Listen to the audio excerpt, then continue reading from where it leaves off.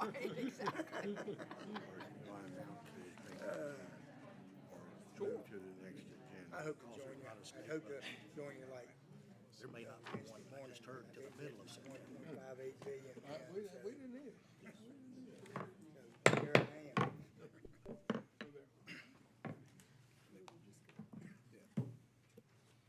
Good evening, ladies and gentlemen. Welcome to the Thursday, August 10th meeting of the Asheboro City Council. We have quite a few people here today that want to speak to the council, and we will take whatever time is necessary for everybody to have their opportunity to do so. If you will, at this point, stand and join me in a moment of silent prayer or meditation, and we will follow that with the Pledge of Allegiance.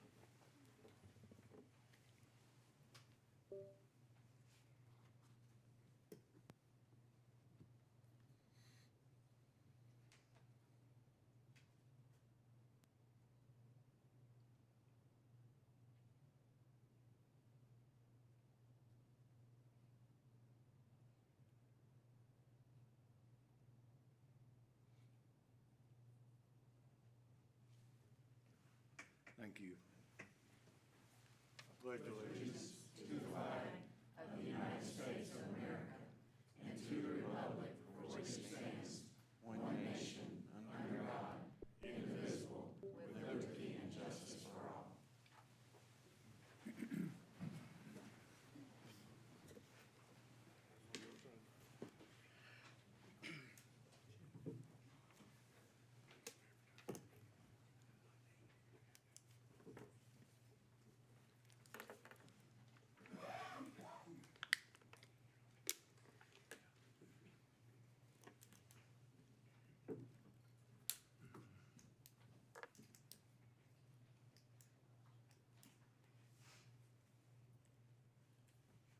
Okay, ladies and gentlemen, first thing I'd like to tell you is that item 16, which involves discussion of an acquisition of additional land at McCreary Park, has been basically because there's no state budget in place at this point, and we understand it's possible that it'll be the end of September before there is a state budget in place.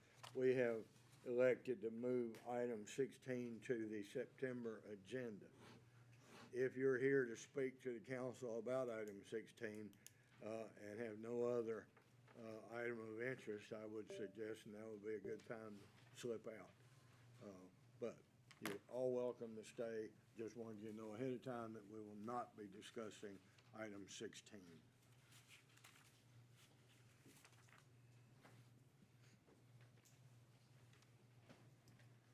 All right, on item 3, we had opened a legislative hearing on case RZ 23-07 for a rezoning on South Cox Street, and that was continued from last month, and since last month we've had a request to withdraw the application from council consideration. So item 3 will not be discussed tonight. It is a moot point. The application has been withdrawn. And so, this is a pleasurable item on the agenda. I'd like to ask Scouter Avery Heskett of Troop 500 to come forward. Avery, do you want any of your family up here with you, or you're good by yourself there? Yeah, I'd like my dad up here. Pardon? My dad. All right, who is also an Eagle Scout and apparently a Scoutmaster. Assistant, sir. Good, good for you. We wanted to recognize Scouter Heskett tonight for achieving the rank of Eagle. I met this young man last week at the ballpark and had a nice conversation with him. That's when I found out his dad was also an Eagle Scout. Those of you that are familiar with Boy Scout program, the Boy Scouting program, know how important it is. The Eagle is the highest rank attainable in scouting for the scout himself. And it is rank that is very hard to attain, requires a lot of additional work. 21 merit badges, is that still correct? It's 30, I think it's 32 right now. 32 now. Okay, well, shows you my age. But being an Eagle Scout will open many doors for you that otherwise may not be opened. It will give you opportunities. I've always been told that being an Eagle Scout enhances your application. It enhances your resume when you apply for your jobs in the adult world. And we wanted to congratulate you tonight and recognize you as an Eagle Scout and say job well done, and don't stop now. Your dad's an assistant scoutmaster, and he knows the value of giving back. So as you progress through life, I hope you will also take that tact and give back when you have the opportunity, and continue to do your good deeds and be helpful in all the tenets of the Scout law. So congratulations, Avery.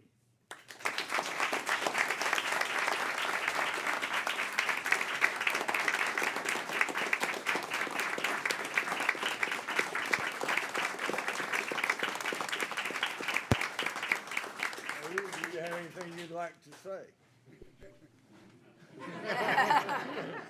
You hesitated like you had something on your mind. So, we like to give everybody the opportunity to say what they need to say. So, job well done, sir.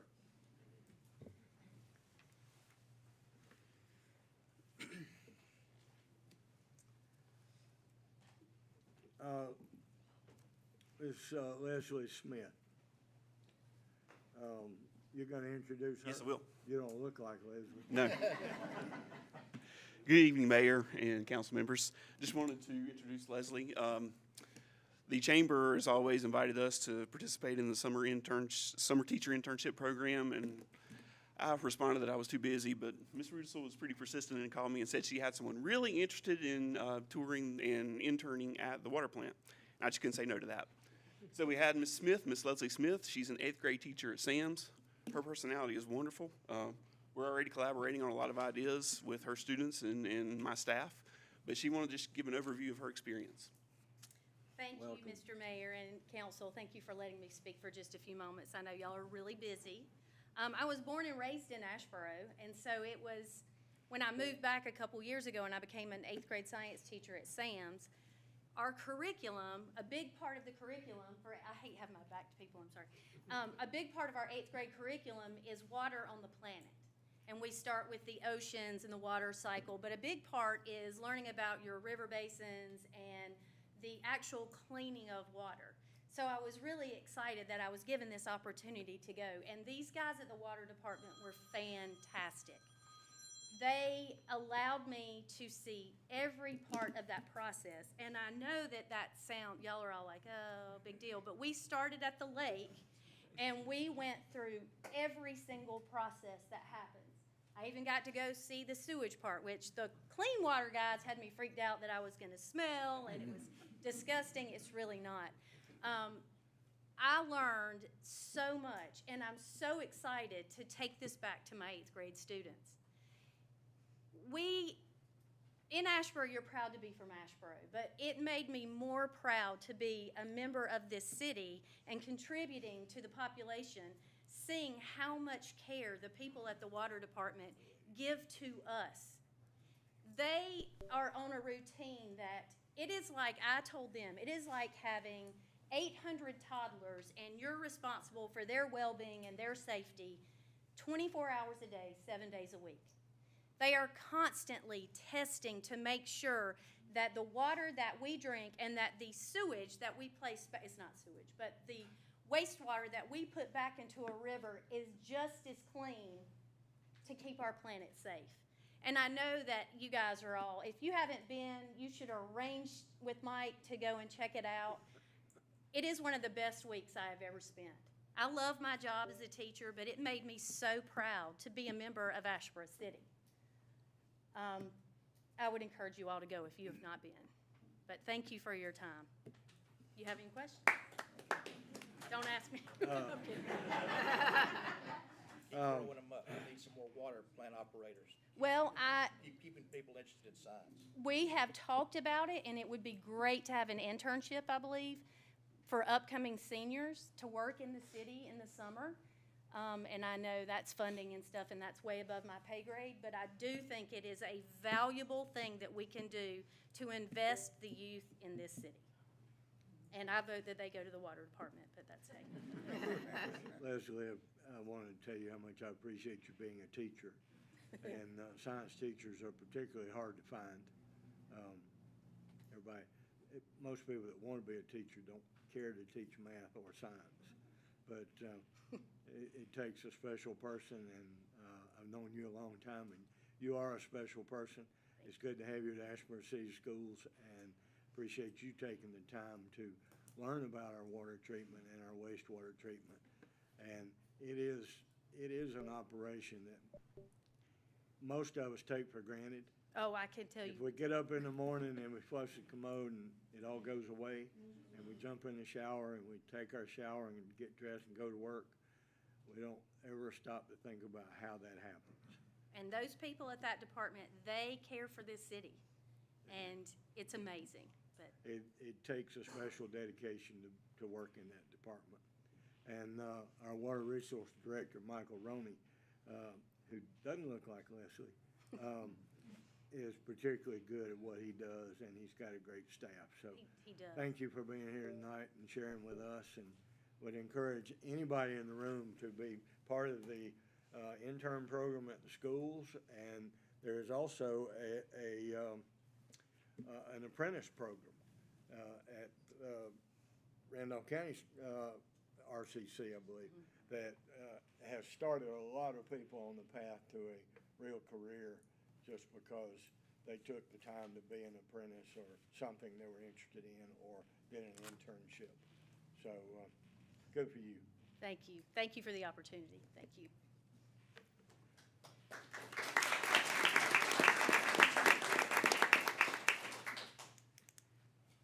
Okay. I'm going to talk about 75 years ago, and those of you that know me know I'm not that old, so I'm close. But Tell us about it, Papa. 75 years ago, there was a new business in Asheboro called National Carbon, and the first plant manager was, oh man, I got the bicycle he brought to town with him. I'll think about it. Frank Polton was the first plant manager, and the first plant was out here on Albemarle Road. It's what we all know as Energizer.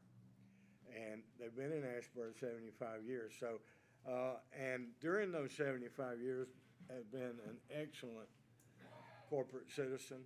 They have sponsored many initiatives over the years. They've been a part of almost everything that has gone on in our community, and have just been excellent. I'd love to have 10 more businesses just like them.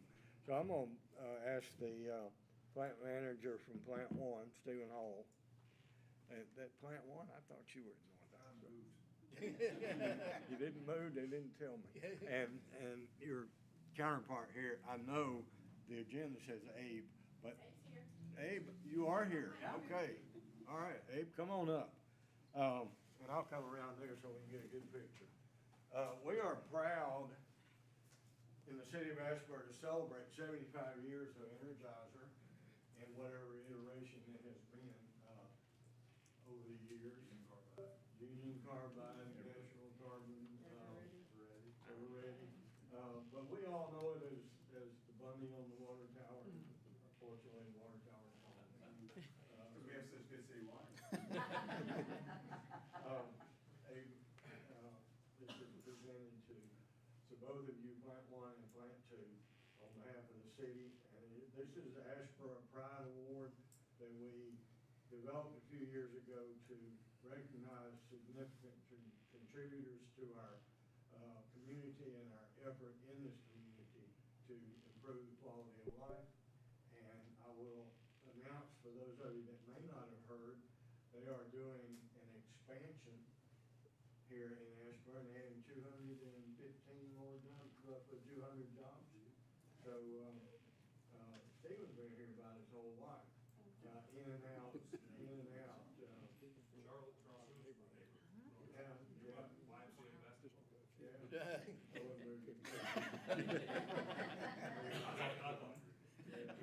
At that point, Stephen was the biggest kid on my team. So, congratulations. We're proud to have Energizer in Asheboro. And, we are here to do whatever we can do to make the rest of your stay, many, many more years of your stay in Asheboro, equally successful. And we were just ecstatic to find out that we were chosen, Asheboro was chosen as the recipient of this major expansion. Because for most of you, this was a competitive deal. They picked half a dozen plants, 3 or 4 plants, and asked about the workforce and the support and, I mean, everything from A to Z to decide which community in North America was gonna get this expansion. So Asheboro was chosen. It was our lucky day. And after the classroom news of this week, it's nice to know we got 200 new jobs coming. Yes. So thank you very much. Appreciate it.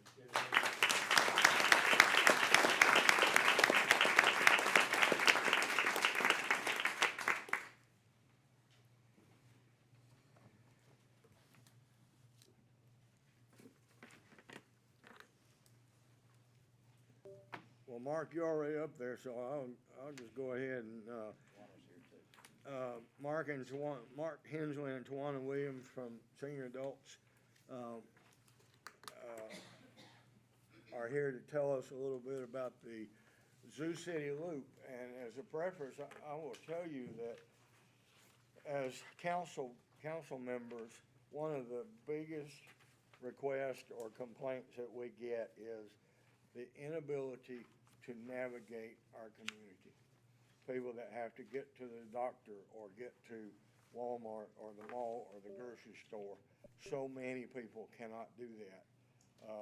And so we've had the transportation experts at Senior Adults who run the RCATS program working on this for a couple of years. And tell us what you have. Mr. Mayor, council members, senior city staff, and all the public, it's indeed a pleasure to be with you guys again. For the public, I'm Mark Hensley. I'm the Executive Director of Randolph Senior Adults, and I have with us our Transportation Director, Tawana Williams. Tawana leads what is known as Regional Coordinated Area Transportation System, which is a mouthful, more commonly referred to as RCATS. First, let me thank you again for all that you do in support of Randolph Senior Adults, and more importantly, the senior adult population of our community. You truly are a valued partner to the mission, our mission of serving the senior adult population. As Mr. Mayor has already addressed, we're here tonight to talk about that void in public transportation that exists in our community, and that we've been tasked with looking at a new initiative to see if we can help fill some of that void. As a reminder, we were in front of you in February of 2022. We were in front of you in February at your of 2023 at your annual retreat, and we're back again. I don't know what that says about us. We keep coming back, but it's our pleasure to be here. We're here this evening to provide, let's see if we can provide updates on the Asheboro Zoo City Loop and the carbon reduction grant that the city applied for earlier this year in support of this initiative. Tawana and I had the pleasure of working with Trevor and John on this grant, and as you would expect, a grant funding program named Carbon Reduction is focused on doing just that, reducing our carbon footprint within the community. The carbon reduction grant was submitted with a request of $440,000 from the state and federal Department of Transportation. The funding request would be for the purchase of 4 electric light transit vehicles, or LTVs, and 2 charging stations. These 2 light transit vehicles would be used to start the Asheboro Zoo City Loop. As a note, these 4 electric LTVs would be the first electric vehicles in the RCAT's fleet. As part of the grant application, there must be a municipality match for a portion of the requested amount. The grant was submitted by the city with a match of $293,333 in funding to provide for the purchase of the to provide for the operating costs to RCATs. These operating costs would include items such as driver salaries, vehicle maintenance, backroom staff, and fuel for the gas powered. We will have to supplement these routes based on the range that an electric vehicle is currently experiencing. We will have to supplement this with some of our gas powered vehicles.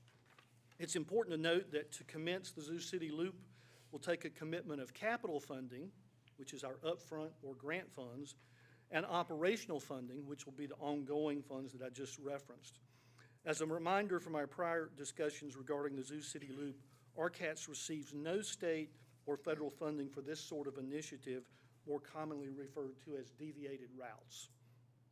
We're very excited to announce to you this evening that the city has been awarded the carbon reduction grant in the full amount requested of $440,000. And that, again, will require a commitment from the city of $293,333 in matching funding. While this is exciting news, I must caution you that the awarding of the grant to the city does not mean that we're ready to start the Zoo City Loop tomorrow. We got a logo.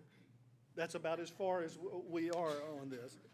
And in just a few moments, Tawana will talk a little bit about the process and the timelines that are in front of us.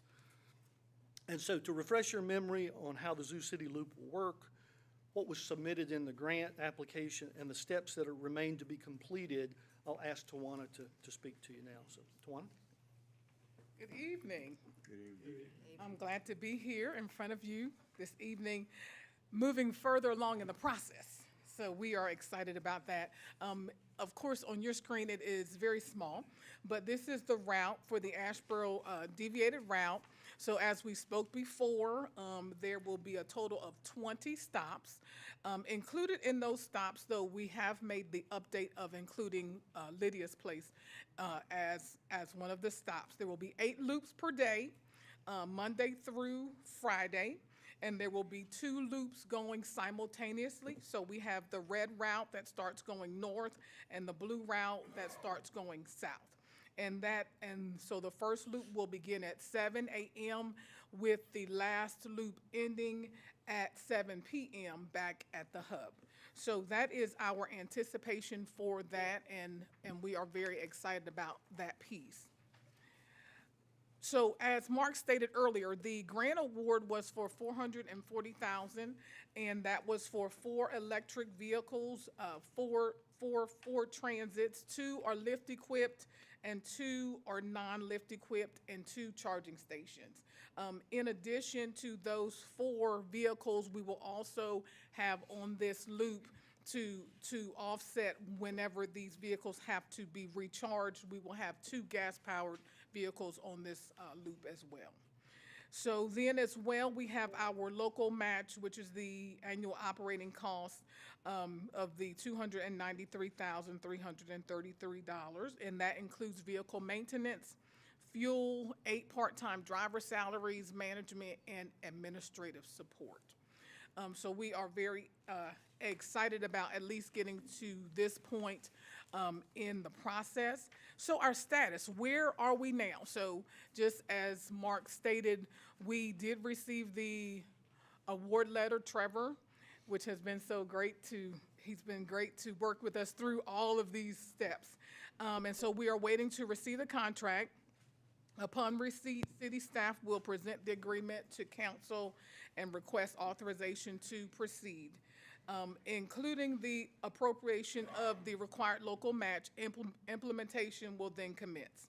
So, of course, everybody's like, okay, Tawana, so is it going to happen tomorrow? No, I'm sorry, I can't tell you that. But we are definitely going to be moving ahead with everything that needs to happen in order for this to potentially roll out in September of 2024. I'm sorry, spring, not September, spring. I do apologize. Yes, and so some of our recommendations from the council or suggestions that we would be looking for is in regards to the logo. So your next slide, it shows that there are two different logos with two different colors. And so we would be looking for suggestions and recommendations with that. And then also what is in question as well is rider fare. You know, would the council want it to be fare free? Do they have any amount in mind? Those are some of the questions and suggestions that we would like to hear back from council. It is not on your PowerPoint, but if in your handout, you see after questions, you see a mock-up of what this would look like on the vehicle. Our goal is for it to have a totally different look than what is currently on the RCATS vehicles now, so that way they do not, you know, misunderstand. The RCATS is definitely for demand responsive service, and this is for a deviated route. So the goal is for it to give a different look, something that is going to pop and draw people's attention. So any questions that you have for us? Yes? What's your lead time when you order vehicles? So I have some very great news in that regard. Before, our lead time was somewhere around about 18 to 24 months. But with the electric vehicles right now, there is a very short lead time. So we're looking at just a couple of months in regards to those vehicles. But then, of course, we have all of our processes with getting our bus signs up and mapping out everything and getting everything ready. Do we, is there any way to, having projected ridership? So we did do surveys prior to in regards to there being the interest. And I will say that my phone has definitely stayed on the buzz ever since our last year meeting about when is this happening? Why hasn't it happened? All of these wonderful questions. So we do anticipate having a good ridership. One of the reasons why I recommend trying to roll it out spring of 2024 is that typically in the cooler months, we experience a decrease in ridership in general. So when it hits spring, that's when everybody is wanting to get out and to try something new. And we're even working on certain programs with RCC now to help with their ridership. So they as well are anticipating this helping their students to get back and forth. Are there examples of other similar programs than what they charge or don't charge? Yes, so I implemented the A-Pines line that is in Moore County several years ago. And so with the A-Pine, currently when I started, it was $2 each time when they got on, because you want it to be something affordable, you know. So it was $2. I believe now, since COVID, it has increased to like $3. In Lexington, they ride free. Then there's is it Union? I believe they ride for $1 each way. So it varies, no more than about $3 each stop. Do any of these systems that charge, do they generate enough money to break even? A lot of them, they have a huge ridership. So it does, I don't want to speak in the sense of that they break even, but once it gets established, it really does help to cover a lot of the cost. One of the things that I think is going to be really important with the Zoo City Loop is going to be the marketing of this. You know, RCATS has a certain connotation and a certain expectation in terms of ridership. That's one of the reasons we kind of rebranded and doing a different logo. But we want to make sure that when we launch, that people know about it, know what to expect. This is a departure from the model that RCATS follows today. RCATS is more of what I call scheduled transportation. We require a 3-day lead time to go to your doctor's appointment or grocery shopping or whatever. You get scheduled, we pick you up at your door, we take you there, we bring you back to your door. This will be more of your traditional bus stop. You know, there'll be 20 stops around the community, and once people get to that stop, they'll have 16 vehicles throughout the day circulating that can pick them up and take them to one of the other 19 stops. If you go stand there, you can expect something to show up. Something's gonna show Yes. up. As a matter of fact, Trevor has come up with an idea on the bus stop signs that maybe there's a QR code and you could see the schedule. Wouldn't necessarily say one's 4 minutes out, but the next one is expected at 10 a.m. or something. And as well, the pilot program, that proves to be very successful in the sense of that initially, you know, and we can choose a timeline, but like for the first week or the first 2 weeks, you're allowed to ride free. So then that gives them the opportunity to experience, you know, this, what they can anticipate, and then that will generate additional excitement as well. I could certainly support that. I think in the ongoing operation, speaking just for myself, that there ought to be some fare. Okay. You know, just from the threshold of I need to be somewhere versus joyriding. You know, just something. But I think we're on a very, very significant path for a service for our area. Tawana? Yes. With transport vehicles like this, what's the anticipated life of the vehicles? You got people in and out and they're going all day and. Right. So our vehicles, of course, are very well maintained. So currently, right now, our vehicles average somewhere around about 5 to 6 years. Sometimes a little bit longer. Probably in this scenario, probably a little bit shorter because they'll be on the road so much. So the general replacement cycle for NCDOT is at 120,000. So once it reaches that 120,000 mile marker, then that's whenever, thankfully, these vehicles we are hoping for them to just be able to be added into the replacement cycle if possible. And then they will then replace. Let's hope that they will allow us to do that. The other consideration is because these are electric vehicles, they're electric with light transit is pretty new. And so just like someone buying a new electric vehicle, it's different from going out and buying your gas powered that's been around for decades. So the life cycle is still a bit to be determined.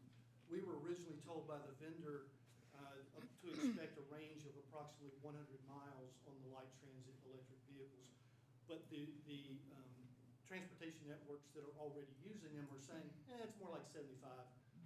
So we're trying to factor that in terms of the number of vehicles that will be on the road to complete these 16 routes that we have. Okay, thank you.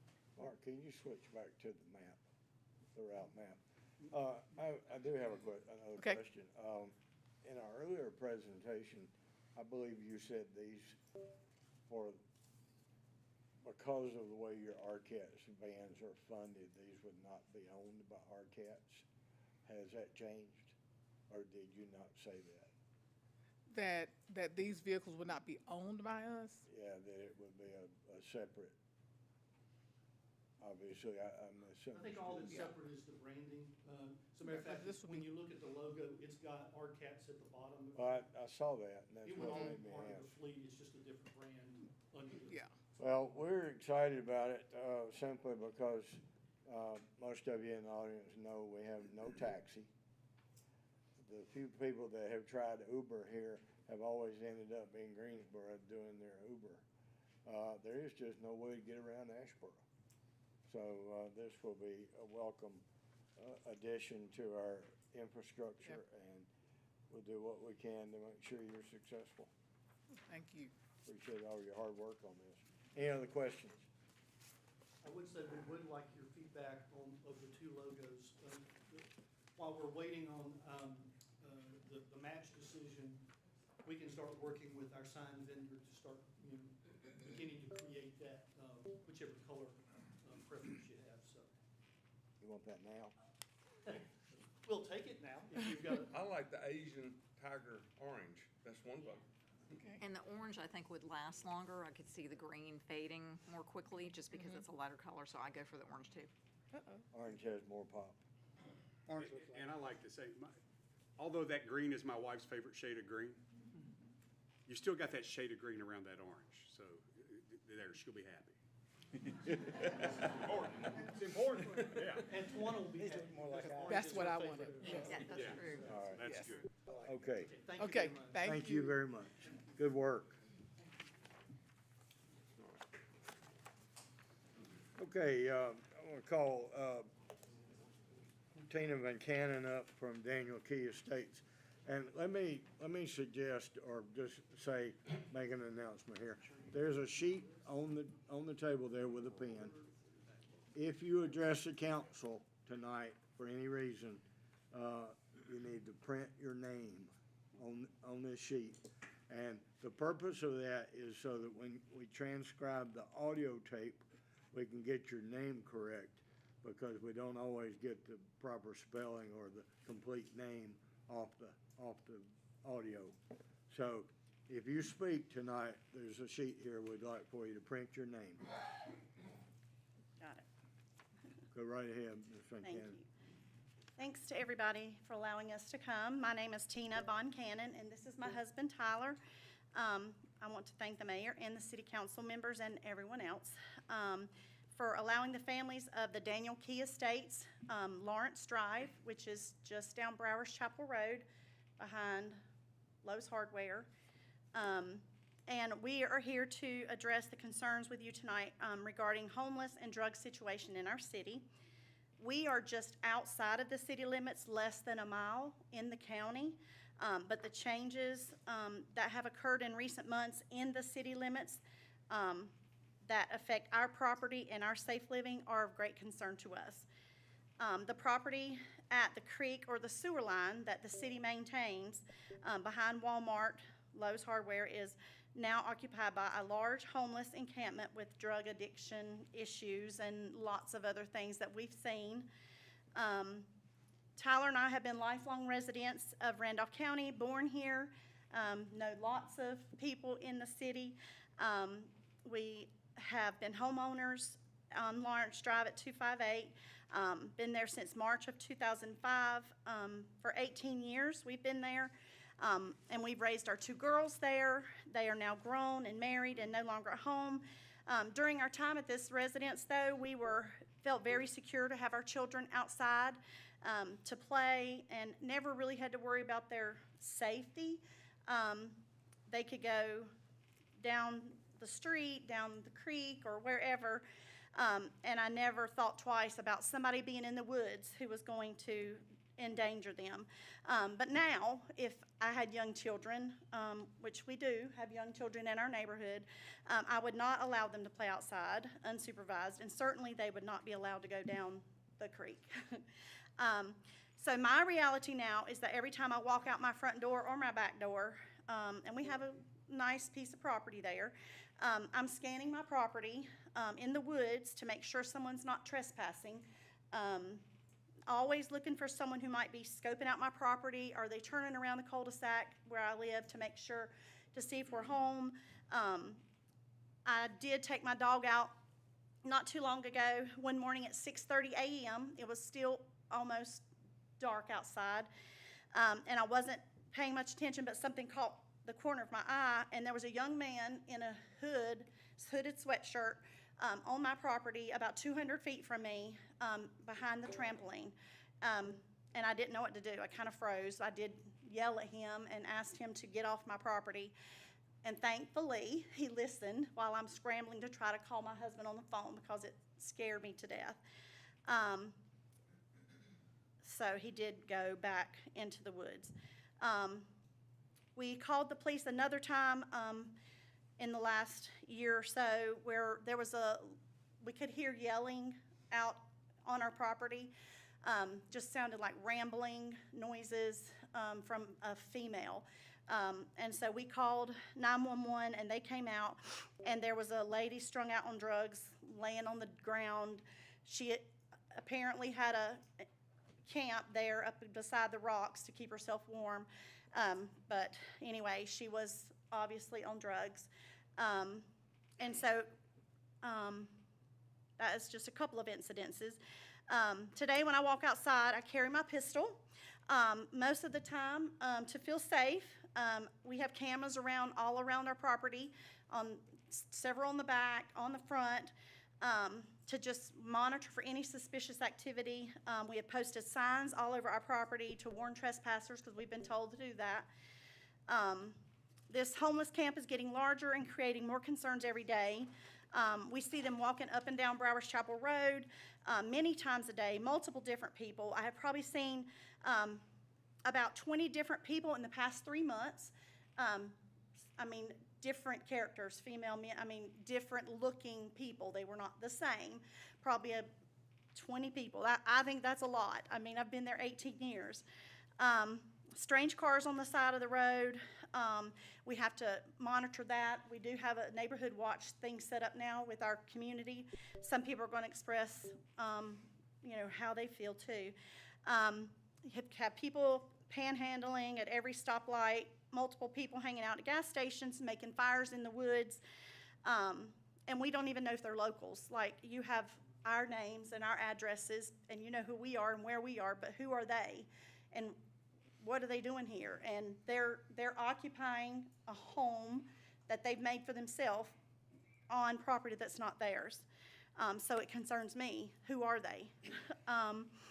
Also, another big concern I have is that they are using the ground to urinate and defecate. I'm a nurse, and they throw their needles and their trash on the ground when it rains, and it runs off into the creek. And I really fear the pollution and contamination of that water. And I have well water. We don't have city water. So this is a public health concern, and I do think it is against City Ordinance 130.06, which is public urination defecation is prohibited. And also the City Ordinance 96.01, conditions constituting public nuisances. There are several things within that I do believe that they are violating, being on those properties. The property owners, we've talked to majority of them that butt up to our property, but there is a piece of property that's owned by the Walmart, which is ncland.llp. We have not been able to get in touch with those people. So that's part of the problem. That's where these people are camping. And I'm talking there's lots of camps. If you've not seen it, you should go down there. I have gotten calls from staff at the dialysis center telling me about problems they have with safety of their patients and staff. They're going to be represented here tonight too.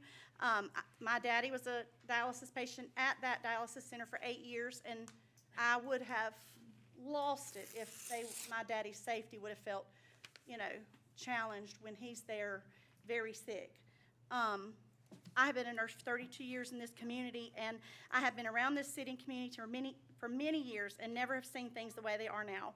I also personally understand the drug problem. So I'm not speaking from not knowing about the drug problem, because my brother was addicted here in this county for 30 years. Then I tried to help navigate his life. I'm afraid, my neighbors are afraid. Many have young children. Businesses are being affected. We are asking the city what can be done about the homelessness, drug situation in our city that is affecting my safe living on my property and when I go elsewhere in the city, as you all, I'm sure, are aware. We need to do something. We can't just sit back and do nothing. Our community is at risk. Thank y'all for your time. Any questions? No, I just want to say, I have seen that back there. Michael Hayes called me up, and he also called up County Commissioner Kenny Kidd, and Kenny and I rode with Michael back there on his four-wheel vehicle. Yep. And we looked at the camps, and the first place that Michael took me to was a place where he had run people off of his own property. Yes. And he had photos, and I asked him to send them to Trevor. I and think don't they're know if probably he did or here, but I not. don't know where. But there were a great number of hypodermic needles that were in the dirt, laying there where he had run these people off. They had gone across the sewer line where there were some bamboo, and Okay, they had great. cut bamboo and pretty much built a duck blind around their camp on his property. Oh, yeah. And he has children, I believe they're 8 and 11. And they're here, and they're his here. wife will speak. Oh, okay. All right. Well, hey. yeah. So anyway, so he was very concerned about them seeing that. Did you have a problem with someone in your yard? Michael called me yesterday. Yeah, we were there with them. We went up on the property with Michael when they had, Did you have someone come in your yard yesterday threatening you? not yesterday, but that was the Hoovers. They did have, Okay, well, okay. it's a lot. Well, I heard a lot yesterday. But this is the land, the NC land in the yellow that you see. Our property is just below that. That's the neighborhood, so, I'm sure you're aware of that. I just wanted to, here's some of the homeless pictures. You see the needles and all the trash. There's animals. There's lots going on down there. There's the spoons and, That took a while. it's a nice little community. They're probably breaking all kinds of, building ordinance laws and, there's Leave it on that picture. some more trash. And then, we'll let Brandy and Gary Hoover. All right, what we'd like to do is let everybody speak, and then we've got a couple of our experts here Okay. that will stand up and tell you what we're trying to Right. do, and, give you some resources to work with our people, Okay. in getting some of this taken care of. This is bad, but we got 2 or 3 camps as bad or worse in town. And it's gonna get worse. It is, we are very concerned Yes, about this, yes. and, Well, we wanna be on board we'll hear to from some support. of our people that are Yeah. trying to address this. So, Brandy, go right ahead. So I'm Brandy Hoover. My husband Gary and I, we got married in our early 20s, and we chose Randolph County for our home. And we chose to move to Asheboro several years ago. Daniel Key Estates, lovely little community. I know some of you all may live in Pinecroft, so we're essentially neighbors because it's only a streak of woods that separate us. And with that being said, this was actually in that streak of woods just a few weeks ago until that landowner trespassed the issue and they moved across the street. So another issue that we're having is the people, because we live on the very corner of where Browers Chapel and Lawrence Drive meet. I have witnessed First drug, house on the left. the first house on the left, yep. So I have witnessed drug deals going on. I have witnessed prostitution going on right there on the street corner. People pulling over and blowing the horn, and homeless people coming out. They'll give them tarps and food. And I agree, there needs to be resources for these people who cannot help themselves. I get that. It doesn't need to be in my front yard or in my community. With that being said, when we bought our home, it was because it had the creek and it was in the safe community environment. My son was small then. We would take him to the creek and let him play. As he got older, he would go to the creek and play.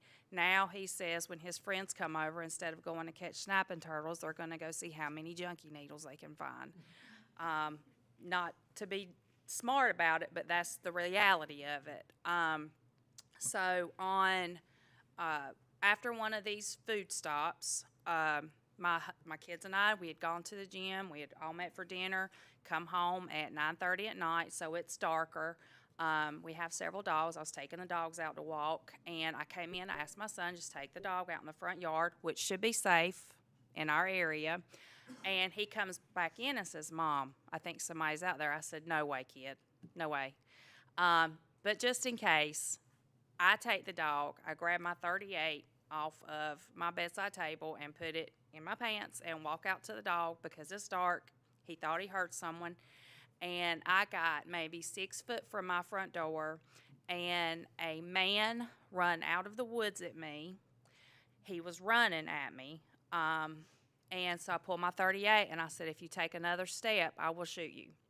He quit running and started walking, and he's probably, at this point, as far from me, Mr. Moffitt. in distance, and I'm holding my gun on him. And I said, I mean it, one more step and I'll shoot you. And he said, well, I just came up here because my friends told me to come up here. And at this point, I wasn't even afraid. I was just very angry because I felt like, how dare you? How dare you? And I was telling him, you need to get off my property. You need to get off my property now. If you come back, you can tell all your friends down at the homeless place. If any of you come up here, we'll shoot you. And so as he was leaving, we saw him pulling stuff, and my husband's yelling at him, don't come on our property, because he was in the back of our house. He didn't even know this was going on. So he come out the front door to witness me holding a gun on a man in my property. The Bowie knife was what he had on him. If I'd have known he'd have had that, I'd have killed him. I mean, I would have. if he would have taken another step, I would have shot him. I've had my concealed carry, and I don't normally carry a pistol in my front yard. I'm just gonna say.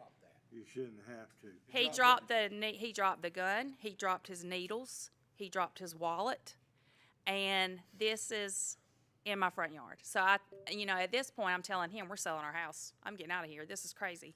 And he said, no, we're gonna fight for it. So not only are we asking for help, but we need to get something that's gonna maintain it, because just because this influx homeless we may can clear out, something needs to be done to prevent it from repopulating. If the people who own that property are not willing to trespass, can we not fine them for not having adequate dwellings?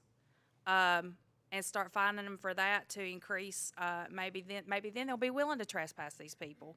Because obviously they're not paying attention to the signs that our community's putting up. I agree with Ms. Van Cannon. I myself am a nurse also about the inappropriate bathrooms facilities taking place. I've spoke to several business owners who said they've also noticed this in the area. I know they trespass. They don't follow the coding for the being in the park after night. I've opened a small business here in Asheboro on Sunset. Me and my husband were trying to open the Axe House, the Hoover Hatchet House. My daughter, she's in the process of opening a massage therapy studio on Bicentennial, and she was just telling me that she doesn't even feel safe about that because of the homeless population in Bicentennial. So we are technically county, but the city issues is pushing over into our lives. There's no difference. Yeah. We're all in this together. Right. And it is a major concern to us. We're concerned not only for everybody's safety, but for the possibility of this getting even worse. It's bad enough now, but getting even worse and undoing everything that we have worked for the last 20 years to get our quality of life back up to what it ought to be. And so we'll hear from some people here that deal with this every day in a minute. You got anything else, Brandon? No, but I know there's a few other people who just wanted to let their voice be heard as well. So thank you all for listening to me When's your tonight. Axe House gonna open? We're working on it, man. You tell us, Mr. Mayor. It's gonna be my new favorite place. I'm ready. I'm ready. Don't offer prizes when he comes in. All right, next. Hey, I'm Laura Hayes. My husband's Michael, who invited Eddie out to. You need to speak into the microphone, I'm please. so sorry. And be sure to sign the sheet. Okay. And then also I have my two children, Anderson and Charlotte. Do I need to sign them in as well? Okay. Okay. Thank you again for allowing us to come and speak with the whole neighborhood. I was also wanting to talk about the panhandling that's been happening in Asheboro. I do have a bit about my land, but it seems as though that's gotten really out of, hand. Oh, I'm so sorry. I am. But the panhandling that's been occurring around Walmart and the major intersections, that's became quite a distraction for, the drivers. One of the homeless people, actually, they were hit the other day on 64 in front of Sheets. And then also, whenever I go up, by the homeless people, they come up to our car, they're walking by, we're having to shut our windows, and my children, sometimes they say, look, there's our neighbors, because, they're right there in our woods, and we're just getting used to seeing them. We know some of their names at this point. In addition to that, the loitering that they are being allowed to do, that's giving them more funding to, you know, provide money for their drug habits and other obscene things that they're doing. And I feel that there should be a city ordinance in place. I'm not sure, I didn't really look into it like the rest of the neighbors did, but anyways. And then with the woods, we did not realize we had such a bad camp in our woods behind our home. And when we went out with the children and the dog, that's when we were able to see just the needles and the filth and, you know, disgusting stuff that they had left behind. The trails that we have behind our home, you know, my children and I, we used to go walk them with the dogs, and we can't do that anymore. Yeah, when I send the kids outside by themselves, if they do go by themselves, they have pepper spray on them because we're afraid of what, you know, what's going to come up out of the woods. And, you know, we chose that neighborhood because it's really nice. It's close to the city, and we don't feel safe there anymore. Understand. Yeah. Thank you. You're welcome. Next.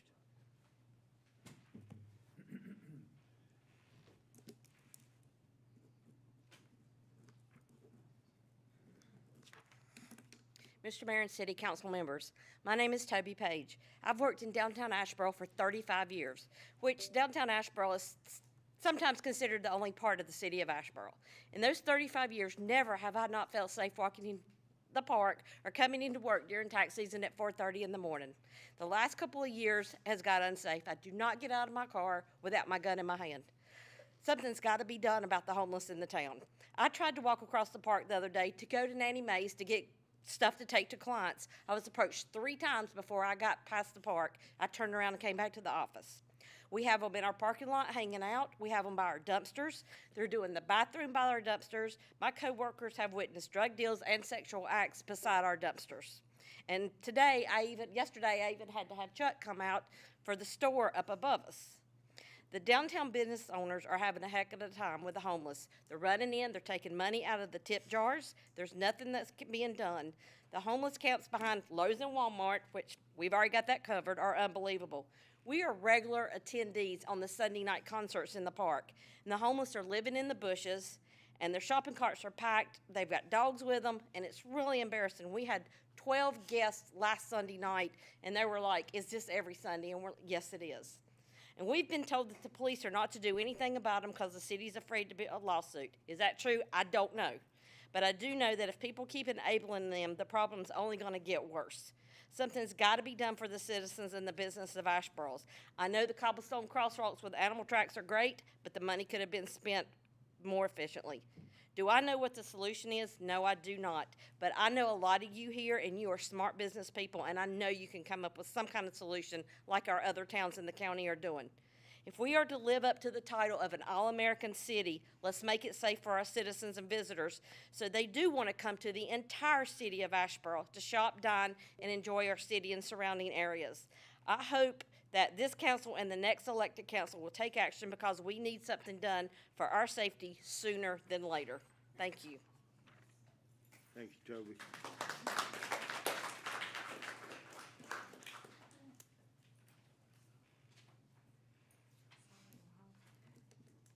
My name's Karen Kearns, and I run 42 Diner on Highway 42, right across from Staples.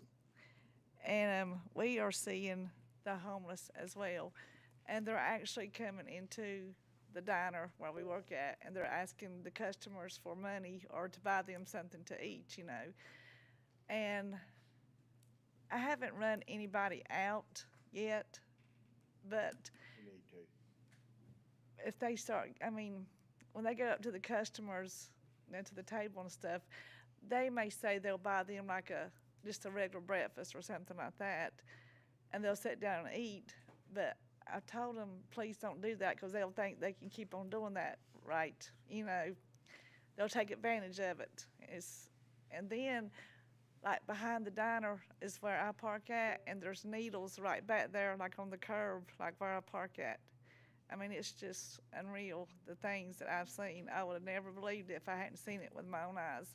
I mean, I've been hearing about this, like downtown, And so I can just imagine how their businesses is getting affected, because it does affect the business also. So, and I hate for any business to go out of, to lose their, to go out of, have to close down because of this.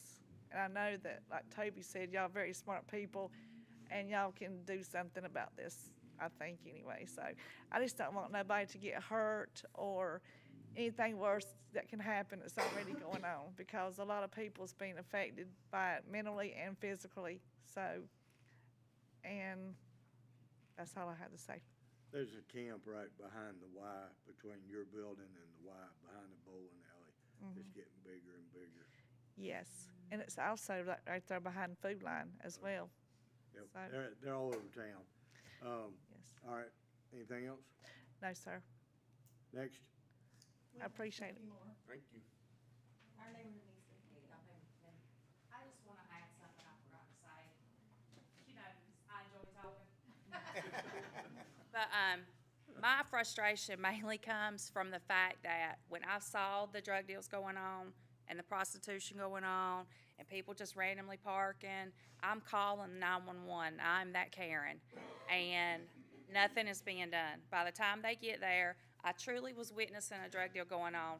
The deputy pulled in, he got out, walked up to one car, walked around to the next car, and they all drove off. And when we call them back down there, all of the community can vouch for this. They say, well, we don't really want to step on the city cops' toes. That's crap. So that's where our frustration is. We're all calling, sorry, that is but just nothing's basic getting crap. done. We've even had city officers come in and say, oh, this is not our This is county, jurisdiction. yeah. So they call in the county. It's unfortunate, We're going to but the county meeting too. So I just wanted to Well- add that part in, that we are doing what we think we should do and nothing. we're all in this together. Okay. It doesn't matter if you're 100 yards or a half a mile, the problem is all the same. Right. And we're all fighting this battle. I will be quick to say that we are not ignoring the problem. We have dedicated resources, we have police officers working on it, we have code enforcement, and he's gonna tell you in a little bit what he does, but we move camps every day, and they pop up a quarter mile away, same people, just over and over and over. And the panhandling, the entrance to Walmart, where the stoplight is on 64, once you turn into that is private property, and we cannot enforce that panhandling there. They're not allowed to be in the road blocking traffic. We do enforce that best we can around the Sheets and the Lowe's and places that are city streets. But I want to just say, we are not ignoring this problem. There's just no easy answers to it. And I had a guy call me, we got guys taking a bath in the fountain at Bicentennial Park. Two guys in there last week, stripped down to their shorts, taking a bath in Bicentennial Park. This is all over town. It's exactly what you're dealing with, Toby. And so much of what we would like to do is a violation of their constitutional rights. Well, you tell us what you need done. I'm sorry, what? I said you tell us what you need done. Well, we're trying. There and he got away. I do have some suggestions we'll go over in a minute, but, all right, go ahead, sir. I'm sorry to interrupt you. Mayor Smith, I'm Randy Hurley. I also live in Daniel Key Estates, and I'm not going to replow ground that's already been talked about tonight, hopefully, but you summed it up when you said there's really no boundaries, right? I think at one point we were told, well, you're not in the city, so we really can't help you. We understand that. We're going to see the county folks as well. We know what draws the folks to the area. It's the shopping centers. It's the things where they can get out and panhandle, those type of things. They're not looking to really come into our neighborhood and panhandle. But they spill over. They push each other out of encampments. Other people come in, displace them. As you said, you move encampments as well. We realize that. If you look back 20 years ago and you saw somebody on the street in Asheboro. Generally, you would think, well, you know, they're hanging out. They might have some type of problem. It's different today, as you all know. The attitude towards us is different. The people are more aggressive. And I'll just give you one example. I was driving down Briars Chapel just past Mackey, and there's a man and woman walking in the middle of the lane of the road. So as I go to move to miss them, I'm looking to make sure I'm clearing them, and the gentleman sees me looking and bows up at me. So it's a totally different attitude towards the people of Asheboro. There is aggressiveness. There's also, I would say, less fear with them as far as venturing into some of these neighborhoods. It's entitlement. Possibly. They have an air of entitlement now. But what I would also say, folks, is if they haven't made it to your neighborhood, I believe they will. Oh, yeah. And that's just a fact. I wouldn't have expected it where we live, but it's a short trip between where we live and where the property that we spoke about is occupied currently. So again, we know it's not an easy solution. You see it in the United States, across the United States. But I also believe that we got a lot of smart people, and we've got a lot of dedicated people who are willing to try to make a difference. So I would like to offer, you know, our support, my support, if there's something that we can do to help. But at the same time, our biggest concern and my first priority is the safety of my family and our neighbors. So with that, again, thank you for listening to us. Quite welcome. Here's one thing all of you can do to help, and I firmly believe they are here because of the do-gooders. If we stop giving them handouts, stop taking totes full of food to them, and stop enabling their lifestyle, they'll go somewhere else. And we are not the only city in in Randolph County that has this problem. There are homeless camps in every town in Randolph County and probably every town in North Carolina. What we find out very, very often is that what we like to do is a violation of their rights. When they come to the concerts, they are citizens of this community just like those of us that pay taxes and whatnot, and they're entitled to come out there for the concerts, and we allow that. Not that we would stop it, but they are welcome there as long as they're not breaking some sort of rule or a normal way to act. If they start interfering or imposing or creating a disturbance, then we're certainly going to get rid of it. One of the things our police are handicapped with is we can't just charge somebody without seeing them do it. We had a homeless camp over here on 4964 where they come together, where they tore the old Gulf gas station down, had a homeless camp there. Guy went up to the car wash and exposed himself to a 5-year-old child who was watching her daddy wash the car. Well, it was reported, but by the time we get over there with police, they're gone. The guy's gone. We didn't see it, and the guy didn't have it on camera. So there really wasn't anything we could do there, but the next night, the guy comes back, breaks wind at the donut shop. So, you know, and these are just examples, but Chuck here, our code enforcement, and he does a wonderful job. He's just, you ever play whack-a-mole where you swat one and two more pop up? Well, Chuck's out there on the interstate highway one day running off a camp in the bushes on the clover leaf. And a lady comes from the parking lot across the street with a big old Rubbermaid tote full of food. And she says, "What are you doing here?" He said, "I'm running these people off." And she got all in his face, upset, because you're the problem. I'm out here to feed these people, and you're the problem. Can't you just ignore them and let them live here? Well, no, they can't live on the interstate highway, and they're not going to live in my backyard. And I have said this for my 28 years at City Hall. I wouldn't want it in my neighborhood, and I don't expect you to live with it in your neighborhood. So we are trying, and if anybody else has something to say, we're going to hear you, and then I'm going to get Chuck to speak, and do we have a police officer here tonight? Major Hanson's in the back. Okay, Major Hanson, it falls into his area of coverage, and he's gonna give us some information about what they're trying to do and what we're allowed to do or not allowed to do. I will tell you this, come on up. I will tell you this, one city I've heard of in North Carolina, put a huge fine,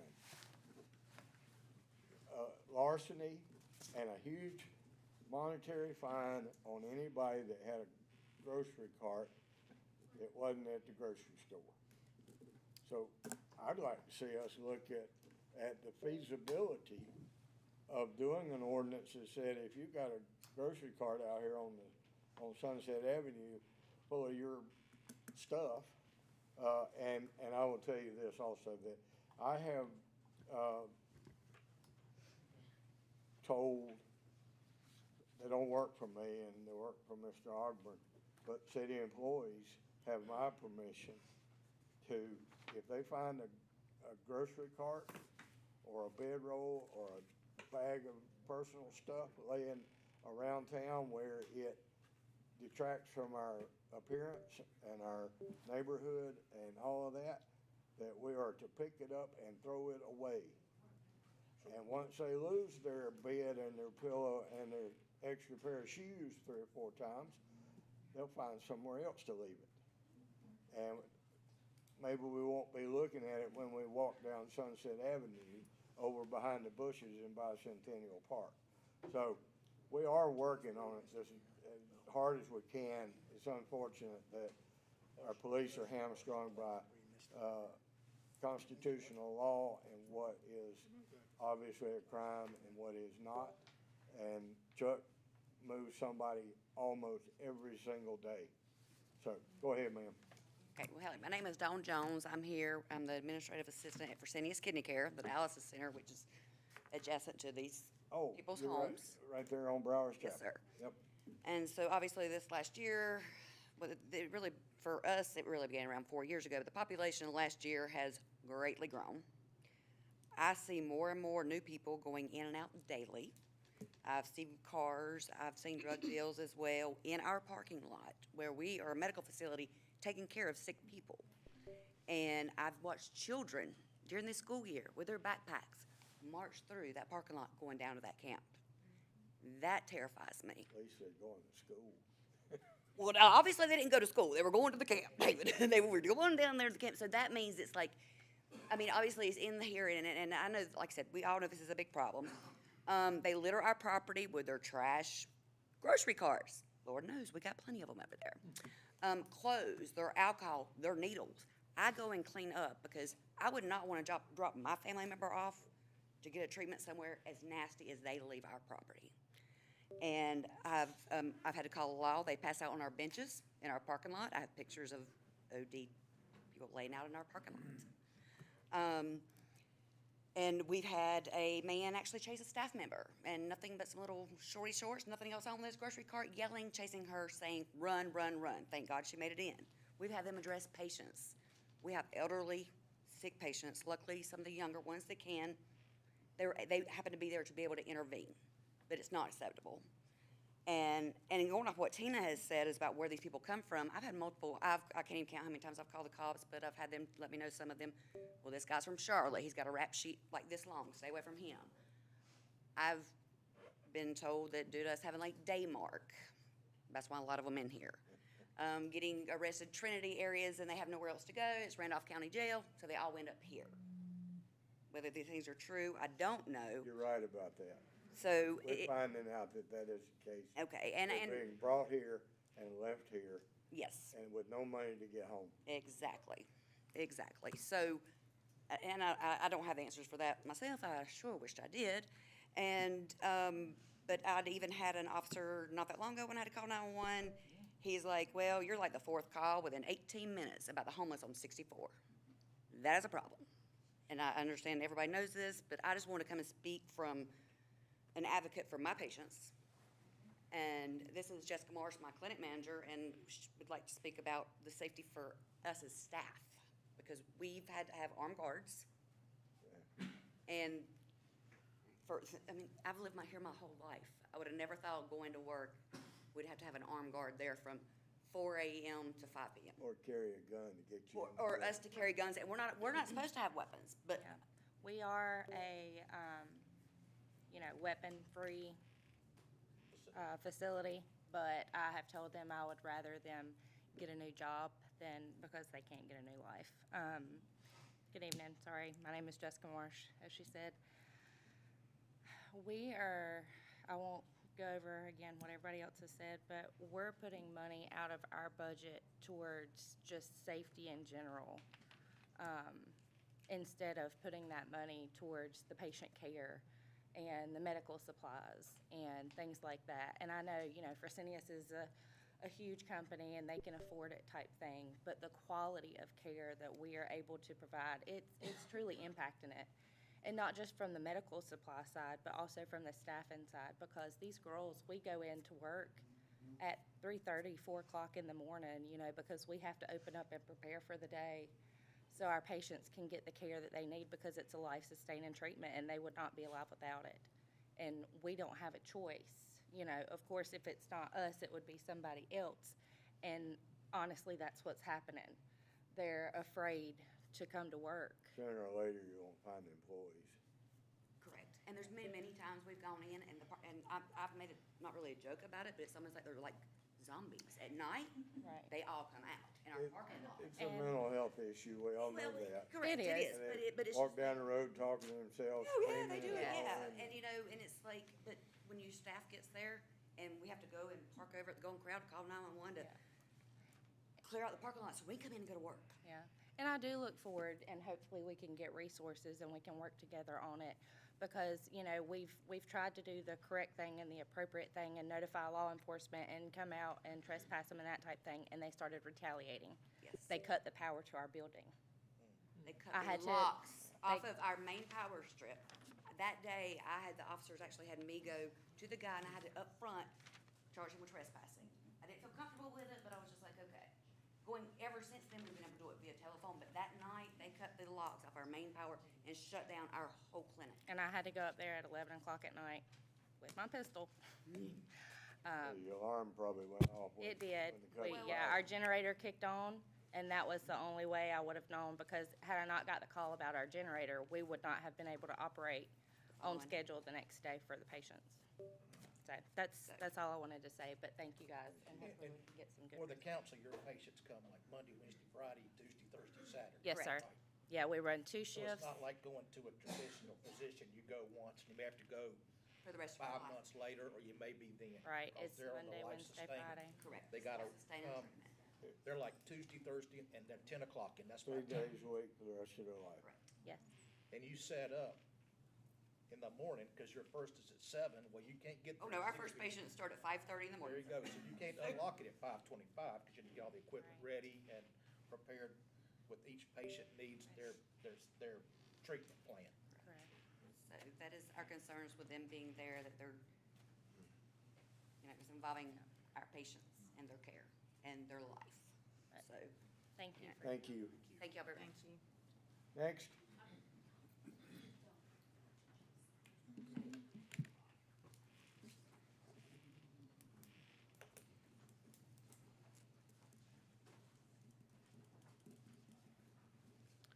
So, my name is Maggie Shelton, and this is Mike King.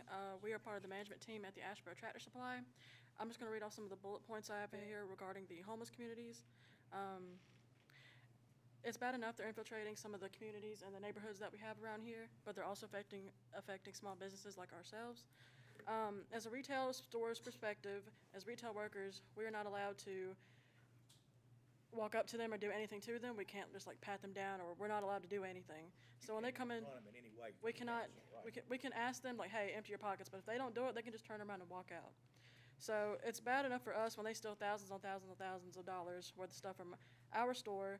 A lot of that stuff we use to build our products. They've stolen tools, they've stolen pallets, they've stolen, what else have they stolen? Tools, pallets. I mean, just simple things as kayaks.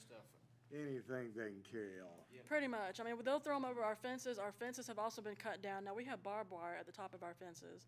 So the fact that they can just throw a cloth over there and just climb over and just pretty much get anything they want inside the store, and not to mention Tractor Supply, we've been there for over almost, it's like, what, 20, 30-year-old store. So it's kind of run down. I ain't even going to fit, but they can just kind of infiltrate their way in, and that's not good for the company because not only does it take out of the big safety issue that we have with my customers and my staff members, but it takes out of our pockets whenever they steal stuff, and rather than us getting a store bonus or, you know, any type of commission we would earn for our hard work, it would go to their theft and trying to compensate for what they've taken from us. That's another thing too, they stalk some of the female customers that I have, and not only the customers, but the staff members as well. They will stalk us to our cars at night. I'm an open shift team lead, so I'm pretty much there like all times of the day. I've opened, I've closed. He is there at 5 in the morning, Monday through Friday, and they are just absolutely everywhere. They'll walk up with flashlights, they'll walk around, just kind of scoping out the scenes for when we leave, when we get there. Like, they know our schedules pretty well, and not only do they just come around the sides, like over the hill between us and Lowe's, but they'll just come right through the parking lot. We have the people on bikes and everything that'll just ride on by like we're not even there.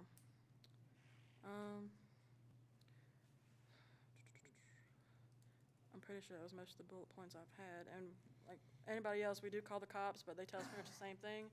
Either there's nothing they can do about it, or they'll ask to see the cameras. They'll say they'll report back to us if they find whoever has stolen from us or whatever happens, but we're never informed of anything, not for a while at least. So we never know what's going on or what we need to do about these situations. We've also confronted a lot of, we'll be out, me myself, be out, I mean, walking in the side lot, and then all of a sudden you hear somebody call, it's scary. You have to definitely look over there and somebody's staring at you. You tell them, get off. Oh, we're sorry. You may not see that person for a couple days and they'll be right back. And it just, they never stop. It's just a constant flow. You talked about the camps and everything, and we're in between Walmart and Lowe's, so I feel like we have the butt end of everything. We're like smack in the middle of it all. But yeah, they'll come up from all sides, not only just the back, but they'll come up to the side behind Mattress Firm. I know Mattress Firm, we've talked about it before. They'll find our boxes of our product behind their stores, and we might find a box of their something, behind ours. Like, it's just everywhere. All the empty boxes. We have people who'll come in, they'll actually steal stuff in our store, and they'll stuff the boxes or whatever packages they're in, they'll stuff them in our toilets. Now, our toilets have been broken since December due to some of these issues of them trying to hide stuff from us and steal things, and it's just not good. Because it takes, our customers are not satisfied with the care that we're trying to give them. Like I said, for the longest time, we didn't have a bathroom at our store just because people are trying to stuff their items into our toilets, and that messes them up.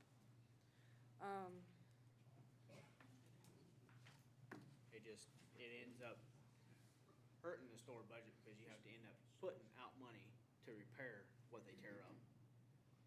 I'm a receiving manager, so I get to see all the theft that ends up, they tear the boxes open, it goes back to my desk. Then I have to key it out. Of course, it costs us company money. Thousands and thousands. Thousands of dollars. We've recently had 2 or 3 get hit by cars crossing Dixie Drive. They're stealing windows from Lowe's and putting them in their tents. Out there in the woods behind. Police call it the condo. Apparently it has a doorbell on the tree, it's got a pallet, a comforter over it. We've been told, so it's a whole ordeal with them. All right. That's pretty much it. Next. Thank you. My name's Rebecca Spencer, and I've got a question. When you said enabling, I was at the tennis courts the other day, and I just recently this year found out there's showers. I watched 6 people go in and take showers. Now, is that enabling? Because I asked about it, and they said we were told not to say anything to them. It's a public facility. They're entitled to use it just like anybody else. But there's not showers there. Yes, there are showers. Showers at the tennis center? Yes, there are showers. And they are using them. I watched, I think it was Wednesday, I watched 4 people go in and I watched 2 come out, a man and a woman. She came out of the women's, of course. And then I watched 2 men go in and take showers. And on Monday, I watched an older woman go in with her dog and take a shower. So that's fine. Well, you've got people that when I talked to the tennis instructor, which thank you, by the way, for hiring Ricky, he is fantastic. Good, yes, he But he was told not to say anything to them. And they come on a daily basis. You can go there any day of the week at a certain time.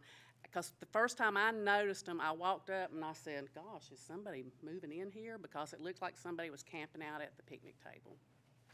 And I asked Ricky about it, and he says, well, they come here to take showers. And he said, I was told not to say anything. Well, we can fix that.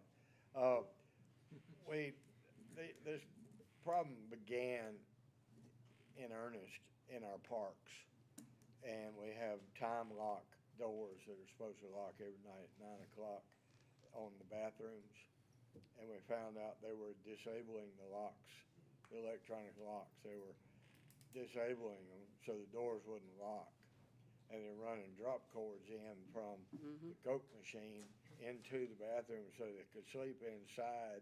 And one of them even had a little fan. When it was hot in there, he'd run the fan,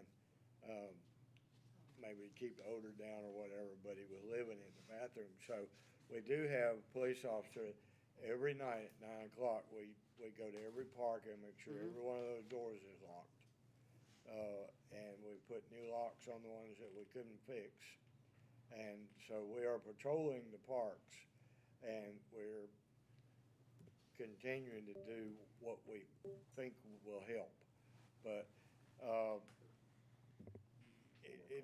it's just difficult to sit here and say that we're not doing anything, because we're doing, just can do and get away with it, because a lot of it is how you treat human beings. And I would put them all on a bus and send them to Raleigh if I could. We're finding out that they are coming from other parts of the state. And I understand that. I know that some have been seen dropped off, and I actually thought I witnessed one the other day at the bypass because I did not recognize this particular one. And it was the fact that he was coming up from the bypass, and I said, oh, there's a new one. So, We I don't know. probably tripled our homeless population in the last 3 months. But I've told my nephews when they take their tennis lessons, do not go in that bathroom unless I am right there with you, because I'm afraid for them. I know we were sitting in the car watching one of my nephews take his lesson from Ricky. He's in a clinic. And I said, well, what did Ricky do? Because there was 2 homeless sitting right there at the water fountain. And I said, what did Ricky do? And he said he went to the water fountain, but when he seen them there, he just turned around and left. Well, they're hanging out. But yet he can't tell them that they need to move on. He actually can if we tell him to. Well, then please tell him to. But then, as he did tell him one day, he said he did say something to one of them and said they scoffed right back at him. He said, so I'm just, But thank you for hiring Ricky. He's great. You're welcome. All right, we need to wrap this up. We got a lot of business to do tonight. Several things have come up that I wanted to talk about. I'm Allison Forrester, and I live in Daniel Key Estates as well. And I will say that I'm also scared for my safety. I will get in my car in the garage, and then I'll open the garage because I do leave before it's light outside most mornings. And since our neighborhood has had this meeting, I don't go out of the garage before I get out. But I used to run downtown with Margaret Elliott a lot of mornings, and it got so bad to where there were so many people out acting all kinds of crazy that, we ended up carrying pepper spray. We had so many people tell us this is so dangerous to be out at this time of day. And I will say, I know the police officers do a great job, but the amount of police officers that would just rev their engines and fly by us was outrageous. And so, you may want to do a check early in the morning, 5 a.m., have your police officers really out checking on these people instead of flying by your people that are actually out running. And then another comment was made that, these people were dropped off here from Charlotte or wherever. Can we not put them in a bus and drop them off somewhere else? I mean, I know that's not really the right thing to do, but it happened here. We So- actually John and I are actually working on that right now. Okay, yeah, I mean, I'm like, so, anyway, thank you for allowing us to come and for listening. I do have one thing to say, is the transportation system that y'all are talking about with the electric and all that, is that not gonna affect, I mean, my brother that used to live here that was on drugs, I used to take him to Greensboro and High Point because it was transportation. So that's only gonna make it worse. Well, I will say, in relation to that, and I know there needs to be resources, but the more resources a community has, the more it's gonna draw outsiders to come here. And that's just simple, that's just how it is. Somebody mentioned Daymark. Who was it mentioned Daymark? Well, we're hearing a little bit about that, just in the last couple of weeks, that that's contributing to the problem. Now, certainly they say not, but what else do you expect them to say? Let's go ahead and hear from Chuck and Major Hanson. Chuck, you wanna go first? You want Major Hanson? Y'all flip a coin. I don't know if I should talk to you guys or you guys. You need to talk to the council, but talk loud enough so everybody hears you. Okay. And your mic pull your mic up, and it is broadcast into the hallway. Okay, all right. Yeah, this is a huge problem. We all recognize it. It has been a problem for years, but in the last little bit, it's just really mushroomed. What I do, this is my end of it, is, and this is not once a month, this is daily, practically, is that I'm in all of these homeless camps, everyone in town. I went into the camp behind you guys yesterday, and when I got there, there's always somebody there that recognizes me. Guy says, Chuck's here, we gotta go, and I'm always able to get them to move with a conversation. The problem is that they move, and that camp has been cleaned out 3 times in the last year. And it's back full again with new people that came from another property on the north end of town that we dealt with. I don't know how to be more responsive than we are right now, because it's same day service. When I find out about a problem, I'm there that day. How many times a week do I call you? Every day, just about, just about, yeah. And the incident that you talked about at the car wash with the guy exposing himself to the small child, this isn't the answer, but this was the fix for that incident, is I go to that camp and I move them farther away from the car wash. That's not the answer to the problem. It doesn't mean he finds them a place to go to. No. He just makes them move. I make sure there's enough distance between them and the problem so that they don't continue with that kind of activity. So they're still there. They're still camping somewhere. They always ask me, where do we go? And my answer is always the same. Greensboro. Yeah. Well, you have to remember, I'm talking to a person without a car or a bicycle, but my answer is always the same, and it is, I can't tell you where you can go. I can just tell you where you can't be. And that's right here, right now. And I have done this long enough. I know a lot of them. They know me. And we have, inside the city limits, there have been enough instances where we've gotten the proper consensual documentation to enter the property with city forces. And we've physically gone in with equipment and cleaned everything up. And we've done that enough to where when I show up, they know that that's always on the table. What they don't know is it takes a month, to do.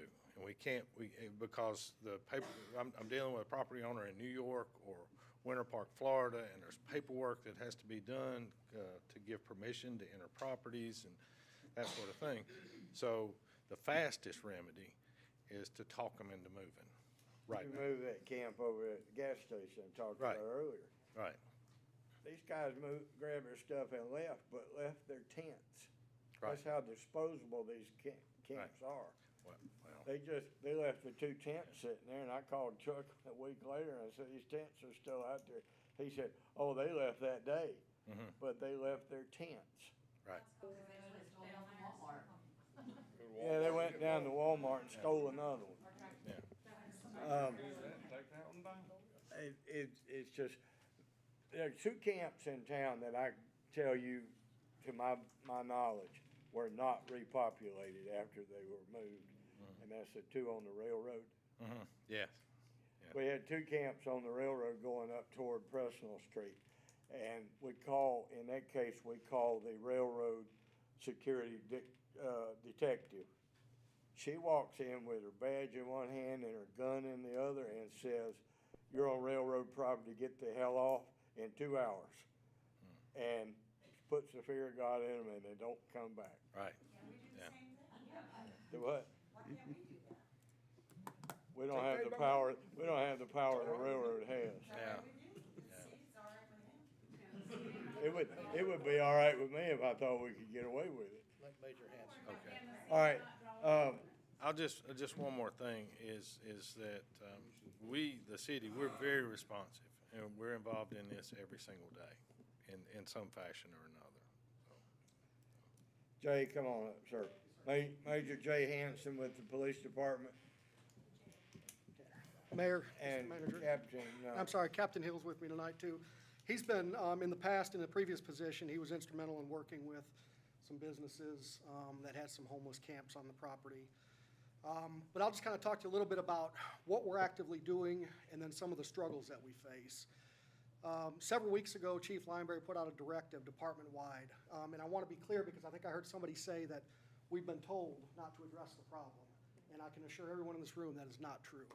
A few weeks ago, Chief Lineberry put out a directive basically instructing all personnel to focus on a couple of priorities in the town. One of them being gun violence, because that's been a significant issue, and the other being homelessness. Now, they're two very different problems that require two very different approaches, but they are two of the top priorities in our city. And so we get twice-a-day briefings from all our personnel, all our patrol officers and the supervisors that oversee them. And they basically detail all of their activities for the two shifts at work each day. And I can tell you there's rarely a shift that goes by where there's not a charge or an arrest made for something that could be considered related to the homeless problem. Whether it be public urination, whether it be, we had one just maybe day before yesterday for aggressive panhandling, whether it be trespassing on a property where they've been banned or in the parks, some sort of issue that is typically you can tie back to the homeless issue. And so we are making charges on those things, but this is clearly not a problem that we can arrest our way out of. There's too many underlying issues, whether it be mental health, whether it be drug use, societal issues. It's not strictly an enforcement approach that we can take. So it has been a challenge, and I think Captain Hill could probably speak to this a little better than I can, but one of the problems, and I think it was Ms. Funcannon that mentioned it, is trying to get in touch with a property owner who owns the property where a business sits. A lot of times it's an out-of-state entity that owns the property. We can't just go on that property and force people to leave because they're homeless. We have to have the approval and the authorization of the person in charge of that property. And so we've got to try to reach out to that property owner. But again, a lot of times they're out of state and they're either very, very difficult to get in contact with or they're impossible to reach. And so without their authorization, we can't just go in and force these people off of this property. And so that's been a real challenge. If it has a no trespassing sign. No trespassing signs can be enforced, but you've got to get property owners on board with that. And that's one of the strategies that we're in the process of undertaking is right now, of course, it's summertime, so our SROs are out of school. We've got a unit we call the Community Resource Team. They do a lot of community outreach and events, but we're reallocating those resources and going to have them focusing on the homeless issues. Finding these camps, locating all the camps, and I'll speak to that in a minute, that's a separate issue, but locating all these camps, locating the property owners and reaching out to them and trying to work with them to get them to work with us so that we can get these camps moved off the property. One of the issues there, and I think Chuck spoke to it, there was a camp up by Food Lion on North Vale Street there at Okie Mountain. that was gone in, it was cleaned out, those folks were moved out, but they don't suddenly become homeowners that get up and go to work every morning. They just displace to a different area. And so the issues you run into if, you know, the property owner there at Food Lion wants to ban these people, so we identify them and we ban them and tell them you're not allowed to come back or you're going to be arrested for trespassing. Those folks move on. If new people come to that property, okay, they haven't been banned. So we got to go through this process again with them. And so we end up just moving people around different parts of the city and then going back and redoing that same thing because you've got new folks moving in. So that's a significant challenge. But I can promise you we are working on it. These are concerns. The chief has made this a top priority for some time now. And so we're doing our best to work with these businesses and these property owners to try to get these folks out of here. Is there anything you'd like to add? Yeah, I would, you know, as y'all were talking, I was writing notes, some of the things you're unhappy with, some of the things you've seen to the Tractor Supply representatives. That's where I get a lot of my feed for my hogs, my goats, my chickens, so that's unacceptable. If it's caused my prices to go up, that's unacceptable. But yeah, we do know about that. There was a recent, and I've actually talked to the owner. I think he's out of state. I have talked to him on the phone. I think there was an instance a few nights ago where officers and deputies actually worked together to locate some subjects at night using night vision goggles and seeing them break in. So we were able to have a successful arrest there. And that's just an example of deputies and officers working together. Okay, another example is at the Walmart, panhandling at the entrance, Sergeant Jordan, you know, some people might know him from the county. He and I actually, when I was in my prior position, worked pretty close on that issue and reaching out to the management of the location and just arresting, and we would communicate, like when they would make an arrest or they would help trespass somebody, he would share that information. And the same thing with us. When our officers would do something, they send us that, like I said, that intel every day. I would try to share that and share it with the property managers, and we would try to advise them the best things they can do to help us address that issue. But I also wanted to say, too, I noticed about I can't remember who said something about the running. Again, that's unacceptable. If you ever feel unsafe, I would like to know a little bit more about that if you have time. Tell us in private, but I know you said something about cars just revving by. I don't know if that was because you called for assistance or you just was running and saw them going by. I don't know if they was going to another call or just whatever. Don't know. But for sure, if you have something, that's why we're here, especially 5 o'clock in the morning. There's not that much going on. We can be there to help you for sure. And if not, that's unacceptable. The other thing I think was escorts. I was going to say, if you're at a business, again, it's a priority. Safety is a priority. You know, we'll put other things to the side. That is a priority call. If something you're feeling safe about, please call us.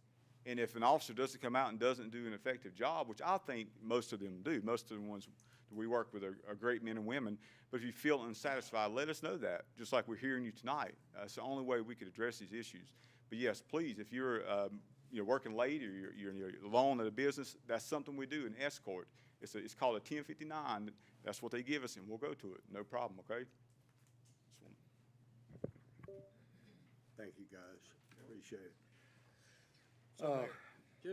Just keep in mind that tell your friends and neighbors not to be giving them money, not to be giving them food, not to enable this lifestyle. It's a mental health issue, we know that, but 70% of the people out there on the street are there by choice. And choice also involves that mental health aspect. But they're out there because they don't want to conform, they don't want to pay bills, they don't want to work, you know, whatever.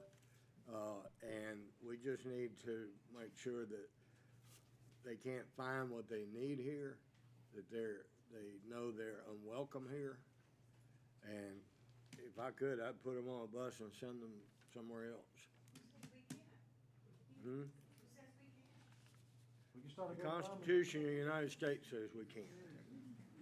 We can't forcibly, but we can willingly offer them a ticket somewhere. There are resources. We have a homeless shelter for men. We have Lydia's Place for women and children. There are resources. There are churches that are willing to screen these people and give assistance to the people that really and truly need it. The panhandlers and the people on the side of the street and the people that are stealing, we just need to make sure that we're not supporting their habit. Yes, ma'am. Can we not require them to get a permit like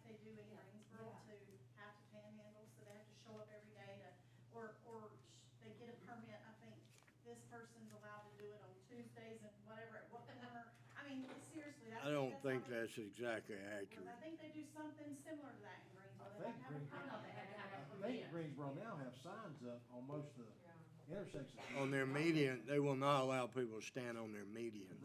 That was the last thing they did. Jeff, you have any insight on, what she was just talking about? And we can look at it, the permit debate goes all directions. Sometimes people don't like the city issuing permits because it gives some sort of validation. We may or may not know what is in someone's background, and we don't want to give them any sort of validation as being an okay person when we can't say we know that for sure. So that debate goes both, well, I understand the merits, but there is also a downside to doing that. Maybe with a proper application fee, it could sort of take care of itself. Can staff look at an ordinance about possession of the larceny of a grocery cart? That's already a class 3 misdemeanor. Okay, so we need to get our police to start enforcing that? Yes, there's a separate statute removing a grocery cart. Mr. Bell makes an excellent point. It's not appropriate for the city to pass ordinances. The state already has the criminal law addressed. All right. But then you get in with the DA process. But there is some where do you things, put 'em? I think, So if I can address, we had a dog stolen from us, and it was an $1,800 dog. Out of our yard. And a homeless woman stole it. We found out she had it tied up. We went, took the cops down there. Did we want to press charges? Yes. Then we get a call back and says, oh, she doesn't have a record, so it'll probably just be y'all going to court 2 or 3 times. Just drop the charges because it'll probably get thrown out anyway. We need to stop discouraging that. I will tell you that the district attorney, Andy Gregson, is working with the city and the county right now on the homeless problem. He's involved and we're talking to him regularly and meeting with him. So, it is unfortunate from that standpoint that our courts are so overburdened and clogged up that something like that normally gets dismissed. Just because they don't have the time. He's got a backlog of 280 some felonies that he's got to try, and no jail cells. And no jail cells to put them in, and no time to try them. Part though, I'm just saying that if you arrest someone for having a grocery cart, I'm sure that's the way it's gonna go. Well, yeah, it's the same thing, but it's a start, you know. Can you not make them their own mess? Hmm? Washing a dog is a felony, by the Mess way. within the city, with what the business owners have to do, before they go into their. One of the nastiest places I ever saw was I helped the city clean up the one behind C4 Church and the Okie Mountain Shopping Center. We went in there with Bobcat and a dump truck, and I've never seen anything like it. I was up there, helped for 3 or 4 hours, and we didn't make a dent in the place. So. Hmm? What'd you say, Mike?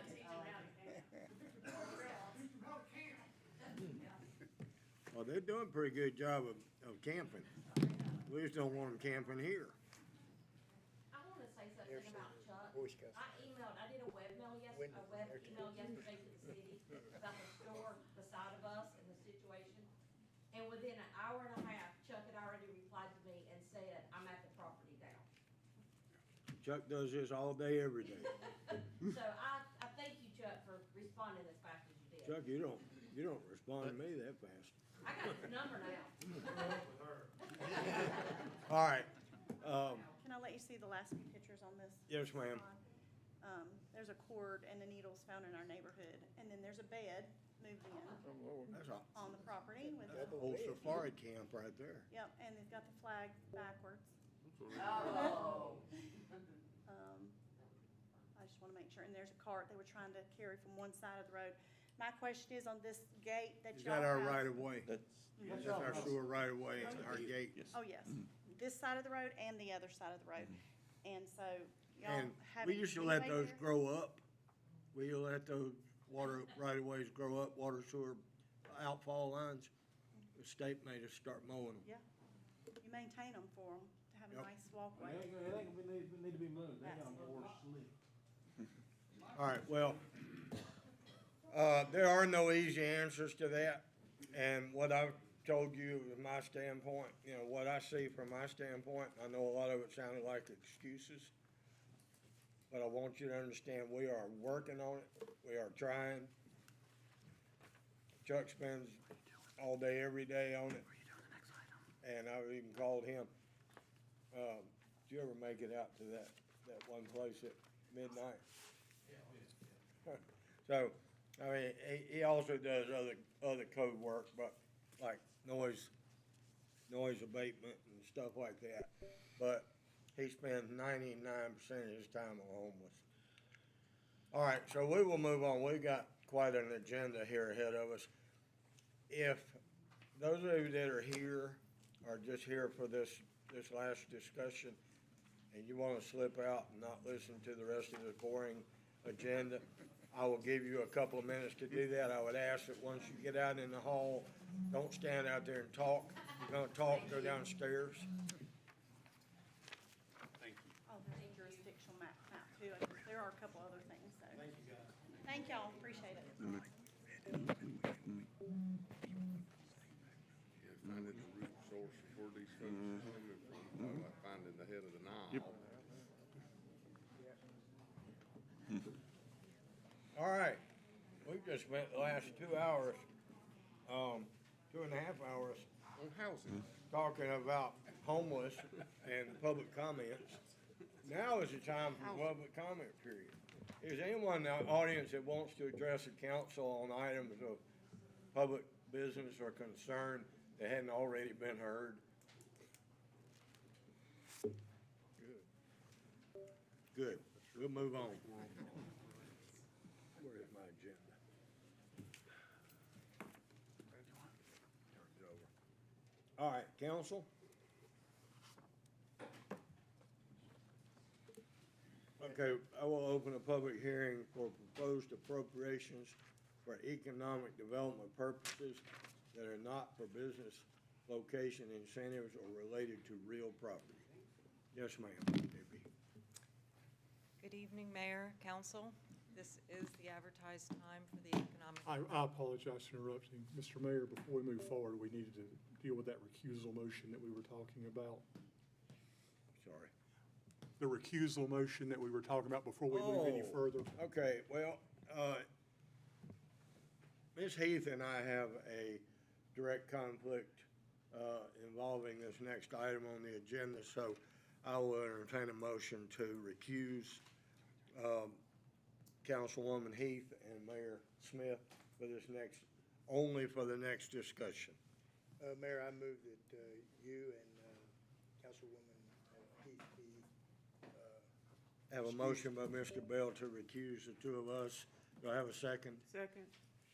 Second. Who was that, Jane? And Ms. Redding? All in favor, say aye. Aye. All opposed? You vote on that. Ms. Heath and Mayor Smith are both recused from the next discussion. At this time, I'll open the public hearing. Again, on the proposed appropriations for economic development purposes that are not for business location incentives or related to real property. Ms. Reese? Good evening. Yes, this is the advertised time to discuss economic development appropriations. I want to make sure that everybody understands that the City of Asheboro already incorporated funding for economic development in the operating budget, so we're not going to be asking for additional funding. The purpose of this meeting is to discuss the relationship these agencies have with the cities and request a specific agency allocation. The City of Asheboro has partnered with and supported financially local agencies for economic development activities. These are the Randolph County Economic Development Corporation, the Asheboro-Randolph Chamber of Commerce, and Downtown Asheboro Incorporated. Oops. From Randolph County Economic Development Corporation, the City of Asheboro receives a variety of services: new industrial manufacturing company recruitment and site selection services for various business sectors, existing industry and manufacturing technical assistance, training, installment financing assistance, state economic incentive information and support in getting these economic incentives, and international trade services and information. From the Asheboro-Randolph Chamber of Commerce, there's small business assistance, resources and advocacy, retail business development, community events and promotion, local youth and adult leadership training, and downtown and center city development and support.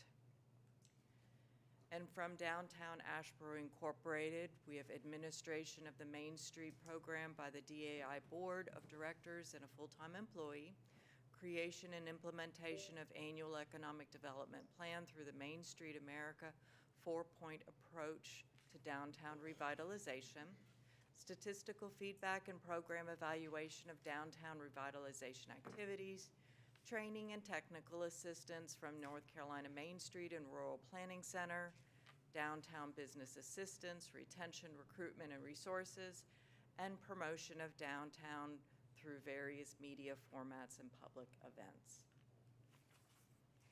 The City of Asheboro requests this evening specific allocation for economic development in the 2023 and 24 budget as follows. To the Randolph County Economic Development Corporation, $55,000. To Asheboro-Randolph Chamber of Commerce, $125,000. And to DAI Downtown Asheboro Incorporated, $75,000 for 6 months office rent and office operational support. The current plan and discussion with DAI is that their DAI director would become a City of Asheboro employee after the 6-month period, which is why there is only a 6-month allocation requested at this time. I turn it over to you. Are you requiring a motion to approve? I need a motion from the council and approval of these allocations. Council, you have before you the figures presented by Ms. Reeves. We'll entertain a motion for approve these expenditures. Mr. Mayor Pro Tem, if we could, just for the record, could we make sure no one wants to make, it is a public hearing, to make sure they don't have any comments that they'd like to make. Is there anyone in the room that would like to speak towards these expenditures by the City of Asheboro for these organizations? Hearing none, we will resume the motion procedure. Mr. Mayor Pro Tem, I make a motion that we approve the specific allocations as enumerated in the presentation as discussed in our budget meeting. We have a motion from Mr. Bell. Do I have a second? Second. Second from Mr. Burks. All in favor, please say aye. Aye. The motion is passed. Thank you very much. Thank you very much. Mr. Mayor, would you like to resume?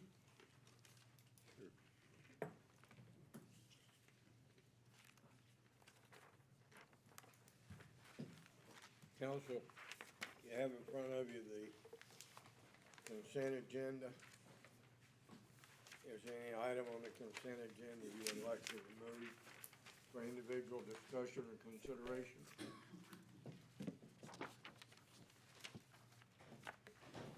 Hearing none, I will entertain a motion to approve the consent agenda.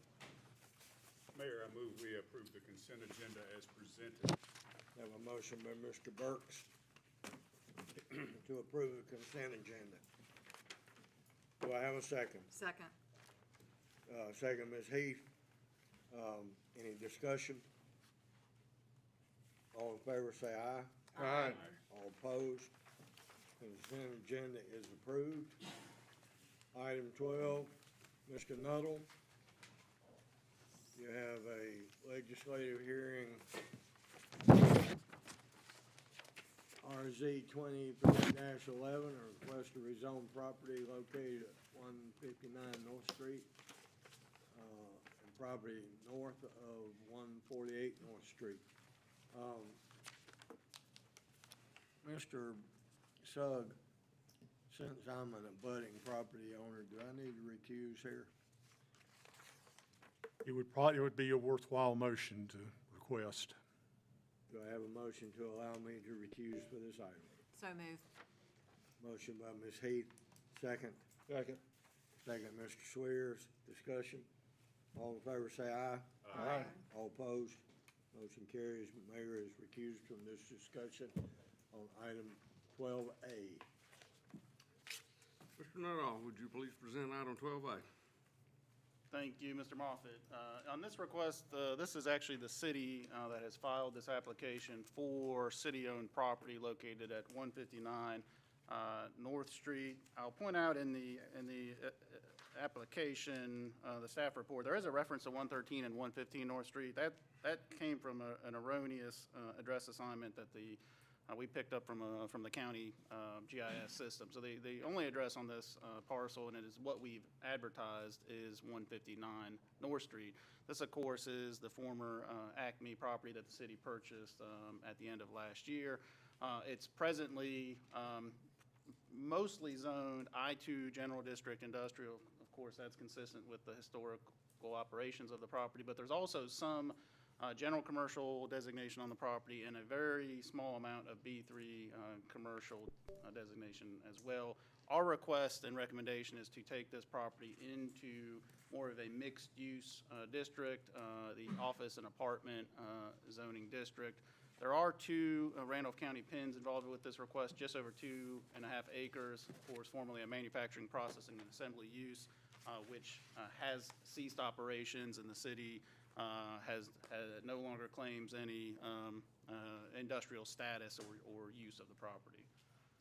If you look at the overview map, the subject parcel up on the screen is outlined in blue. The purple on this map denotes existing industrial designations. The red is various commercial districts that cover the majority of the downtown area. This would be a little bit unique for this area to put it in the OA6. Most of the properties downtown are B3, which is a central business district property. The reason we do not recommend doing that is that zoning district, the B3 district, does not require any off-street parking. It was intended to facilitate redevelopment, revitalization downtown with businesses using the city's off-street parking lots that we provide for their customers. In this case, we don't think that's advisable due to the size of the property and the redevelopment potential for the property. So our recommendation is to put it in the OA6 district. Zooming in a little closer, of course, A1 and A2 are the parcels involved in this request. Any other properties with a letter are considered adjoining property owners and receive notification both from the city as applicant and also from the city as the manager of the rezoning process as required by state law. So we did do a series of notices pertaining to this request, alerting adjacent owners of the planning board meeting, which was held July 10th, as well as tonight's meeting. The property has also been posted and advertised in the newspaper as required. Yes, sir. Looking at the map, if we were on the map, just as a curiosity, parcel A1 adjoins parcel G, my recollection of the zero lot line. How does that relate in B3 versus OA6? It's an existing condition, so there's It's just existing non-conforming? Exactly, right. Typically, there would be a setback required, but in this case, with it being an existing structure, it would be allowed to continue. And as I've said in prior appearances before council, we do think that you will eventually see a different application for this property. Be more specific. Exactly, that would be more Perhaps even specific and a C. customized to the future development plans for the property. Very good. Thank you. Yep. This is also within our center city planning area. It's kind of a unique zoning designation that we use to try to accomplish different objectives for the downtown area as it is a vastly different built environment than other parts of the city. So the land use requirements within this area are a little bit different and more tailored to the downtown versus areas outside of the downtown. So it is within that area. A utility map on the screen shows you we have, not surprisingly, utilities all throughout the downtown, and so the property's been on city services. It will continue to be on those services. This map illustrates a lot of people believe that that parking lot next to the city recreation center is part of the recreation center parking. It in fact goes with this property. And so on the east side of North Street, just north of the city recreation facility, is the second pin associated with this request. And it is about a parking lot for 30 plus parking spaces that is part of this property. This gives you more of a oblique angle. Of course, everyone's familiar with this location. We always present pictures for the record. Subject property from West Salisbury Street. This is, of course, at North Street on West Salisbury Street. This is looking along West Salisbury Street back towards the interstate, and then looking east the other direction. We're standing North Street now. Vantage looking the other direction on north. This is about at the terminus of the property as we look towards Sunset at Trade Street. And this is the parking lot. You can see the city recreation facility to the right there.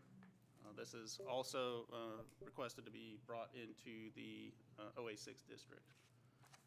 Of course, there is railroad right-of-way that will affect this property. This is showing you the location of the rail in relation to the city property. Real quickly, property has frontage on multiple roads. West Salisbury Street, of course, is a major thoroughfare maintained by DOT. North Street is a local city-maintained street. There's also access provided by a driveway that's within the Norfolk Southern Railroad right-of-way, and the property has indirect access from Sunset Avenue. Of course, we acquired the property late last year. It was initially constructed in 1909 and added onto with various additions. Mr. Holt briefed the board on the council as part of the local landmarking designation, which is now in effect for the property. It is also on the National Register of Historic Places as an individual property, and also within the downtown's National District. The definition of the OA6 district that the staff recommends this property be placed into is included in the report and up on the screen in number 5. It's important to note that once we put this property, if council sees fit, into the OA6 district, it does allow by right certain residential uses, institutional uses, and some lighter commercial uses. It is a office designation as well as a multifamily designation. Other commercial activities that are retail-oriented or restaurants wouldn't be permitted by right under this application, but it would be possible for a owner at a future time to bring such a proposal forward and request specific and present most likely specific development plans for those particular uses. So as we look to the land development plan, the city's land use plan of our jurisdiction, it's within a city activity center. We believe there are numerous goals that support this request. We don't believe there's any that are overtly negative towards the request. In our opinion, this is the appropriate designation for the property at this time. A primary interest of the city when we acquired the property was to ensure that future development complements the ongoing revitalization happening downtown. We don't believe future industrial use of the property would support that objective. So it is in our interest to get it out of that district prior to any conveyance of the property. This is a mixed-use potential district. It would allow some flexibility in terms of how the site is redeveloped. Clearly, it's not a surprise, parking availability is the limiting factor affecting potential redevelopment of the site. There is that off-street parking lot included with the property, but it is pretty limited in size, with plus or minus 30 spaces likely to be provided there. There is the potential, we believe, for some leasable area, subject to concurrence from the railroad, to have some parking provided within the railroad right-of-way. But we do think it's smart to be cautious about what district this goes in at this time due to those limitations. In our opinion, by putting it in this district, will ensure that either a redevelopment project complies with what the city says is the requirement for all development within the OA6 district, which does require off-street parking provisions, or a developer brings to council a site-specific development plan which details what is proposed and what parking is available. So considering those factors, we believe that the map amendment is reasonable and in the public's interest. This comes to you with a favorable recommendation from the planning board as well as staff. I'll be happy to answer any questions, but now is the time also to take input from the public. Any questions for Trevor? Anyone? Is there anyone in the audience wishing to speak for this application? Is there anyone in the audience wishing to speak against this application? Hearing none, I will entertain a motion from the consistency statement and the rezoning. Mr. Mayor Pro Tem, I move, based on the consistency statement provided by staff, I move that we approve the rezoning request and the consistency statement. We have a motion that is consistency and rezoning by Mr. Bell. Do I have a second? Second. Second from Ms. Redding. All in favor, please say aye. Aye. Motion carries. Mr. Mayor, that brings us to 12B. Item 12B. John, you want to address that? Is that yours? Trevor's got it. Yeah, I have some slides, No, I'm Mr. sorry. Mayor, no problem. Consideration of resolution supporting creation of the Eastern Piedmont Northern Home Consortium and authorizing the city manager to negotiate an agreement to allow the city's participation in other units of with the other units of local government comprising the consortium. Thank you, Mayor Smith. The city's been asked to consider joining a new home program consortium that is designed to bring potential funds that would expand affordable housing opportunities in Asheboro. These slides come to us from the PTRC, the Piedmont Triad Regional Council. That is their logo on there, so these are not my slides, but I did want to, as they approached us about participating in this consortium, I did want to share the information that they shared with us. And essentially what they're asking us to do is to join along with other local governments and counties within a 5-county area that would expand the funding available to those units of local government should the city elect to pursue funds that are project eligible under the home program.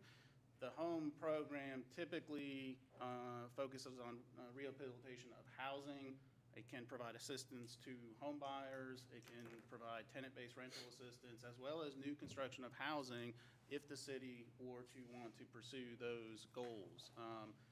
So other jurisdictions have, like I said, done gap financing where projects are needing some additional funding to be viable. There's been transitional housing projects that folks have done in other jurisdictions, and those are just examples of, as well as homeowner housing repairs that are necessary to bring the home up to a minimum standard.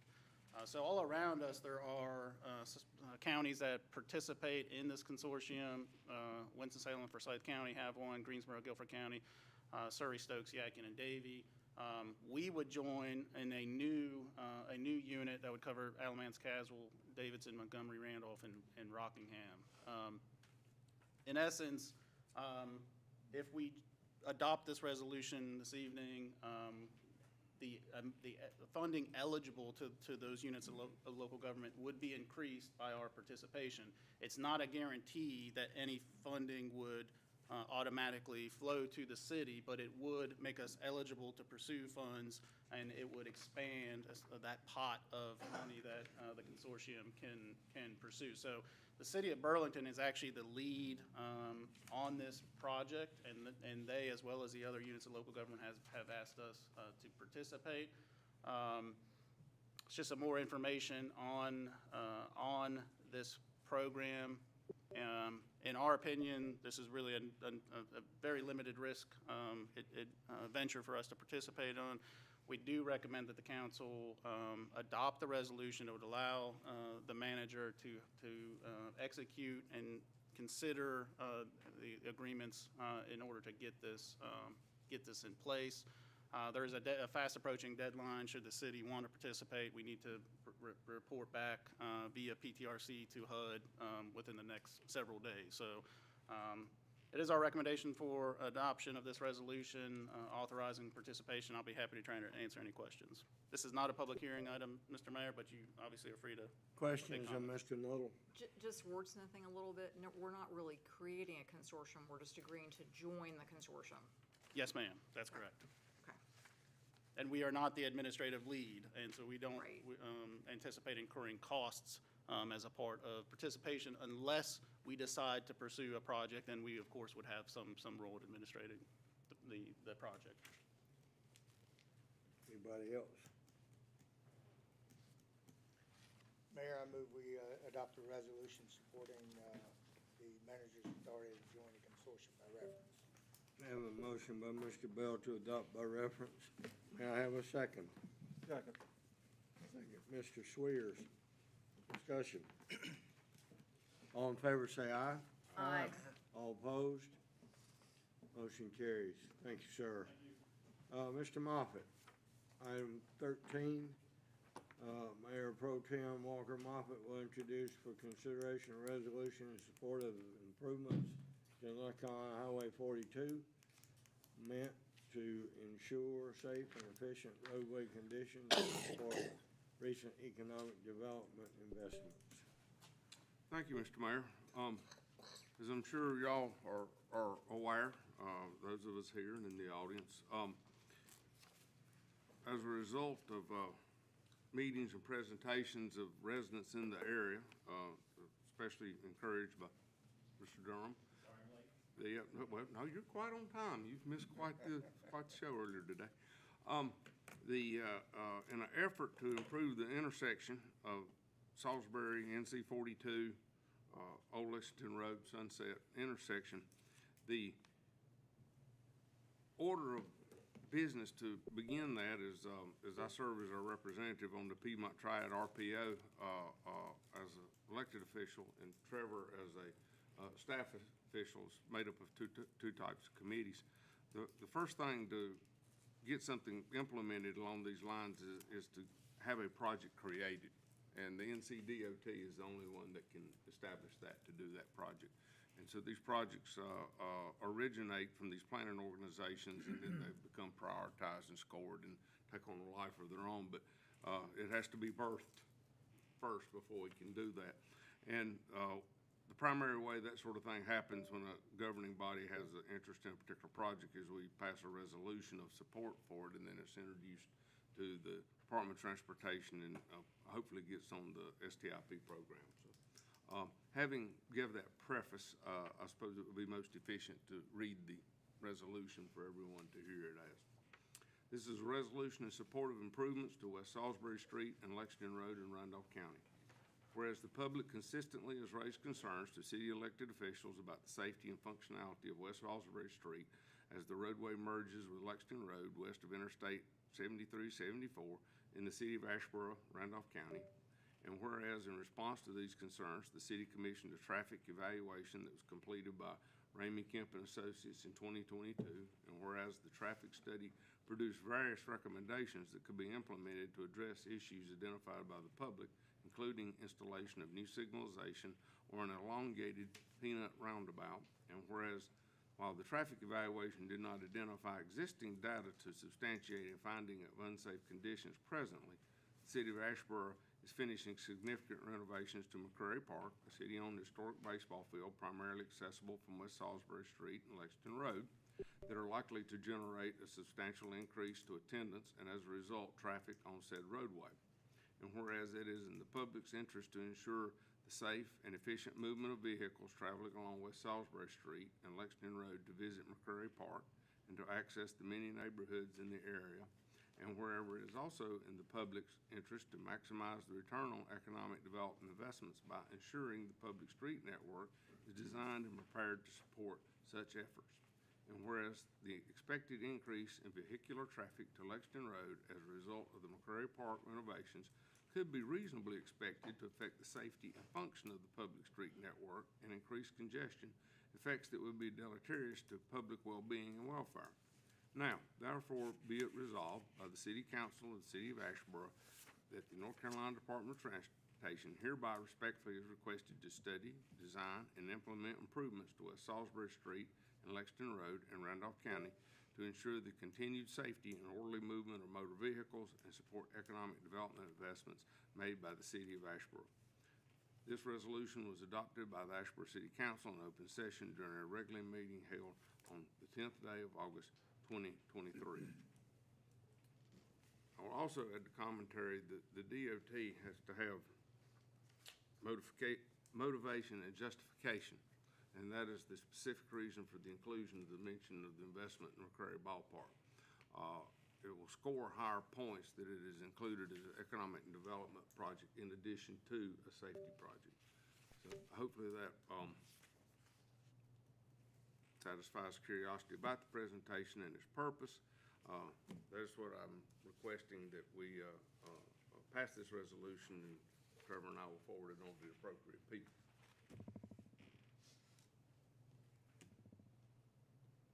I assume you want to speak. This is not a public hearing. You go right ahead.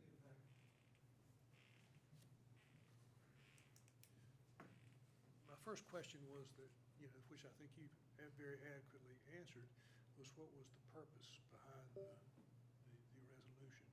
Kerry wanted it. Well, did he? He said he did. Speak in the microphone. Well, I mean, he said he wanted the project approved. Well, there are some And this issues. is the initial step in that process. There were a couple of issues with the last project that didn't really answer all the questions either, because they looked very carefully at speed limits going west, but they did not look at the speed limits coming. We're having a hard time hearing you. Okay, well, the traffic study that was done originally only looked at traffic leaving town, and it did not look at traffic or speeds, traffic coming in as well. So that certainly needs to be part of any future review that DOT does. So the other question I have is that, do you have specific economic development projects in mind that this resolution would support? Because trust me, nobody wants to repeat of the brouhaha that was created last summer. I mean, that really, I think was a difficult situation for the neighbors, and I think was a difficult situation for the council as well, and we don't want to repeat that. So if there's some way that you could involve the residents of the area in some of the planning and studies and ideas and things like that, I think it would be very helpful to you. I'll attempt to address your inquiry. The specific and singular economic development project relative to this project is the McCrary Ballpark. There's no other that I'm aware of. As I said, the two categories that we're searching for to score points, this is the way these projects get approved, is on a point basis and a scoring in a system, without elaborating on the whole process. And those are the two leading areas for us to work with. Having the money spent on the ballpark, it will score well. We've noted that this would be serving that. As far as the intersection improvements and the safety study, the next round of study, if we're successful, will be from the NCDOT. And as these projects come about, they routinely and consistently have public hearings on that, and they would take this project over and shepherding it at that point.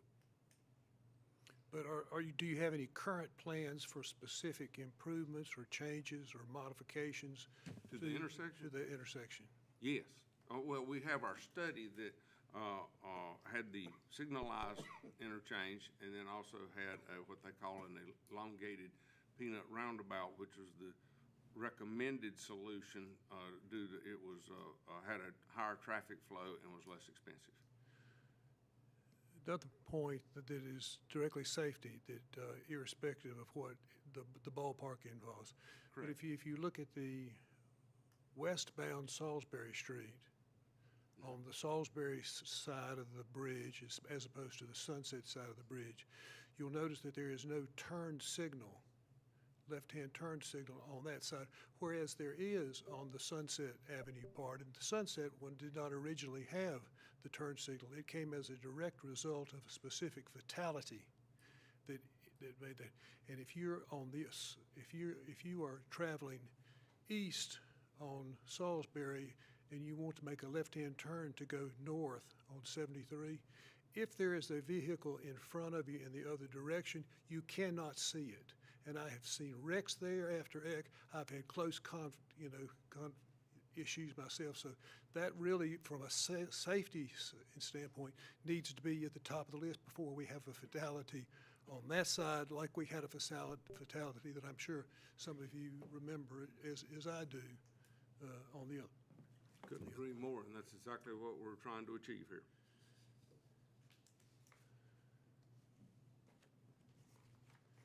I think that's all I had.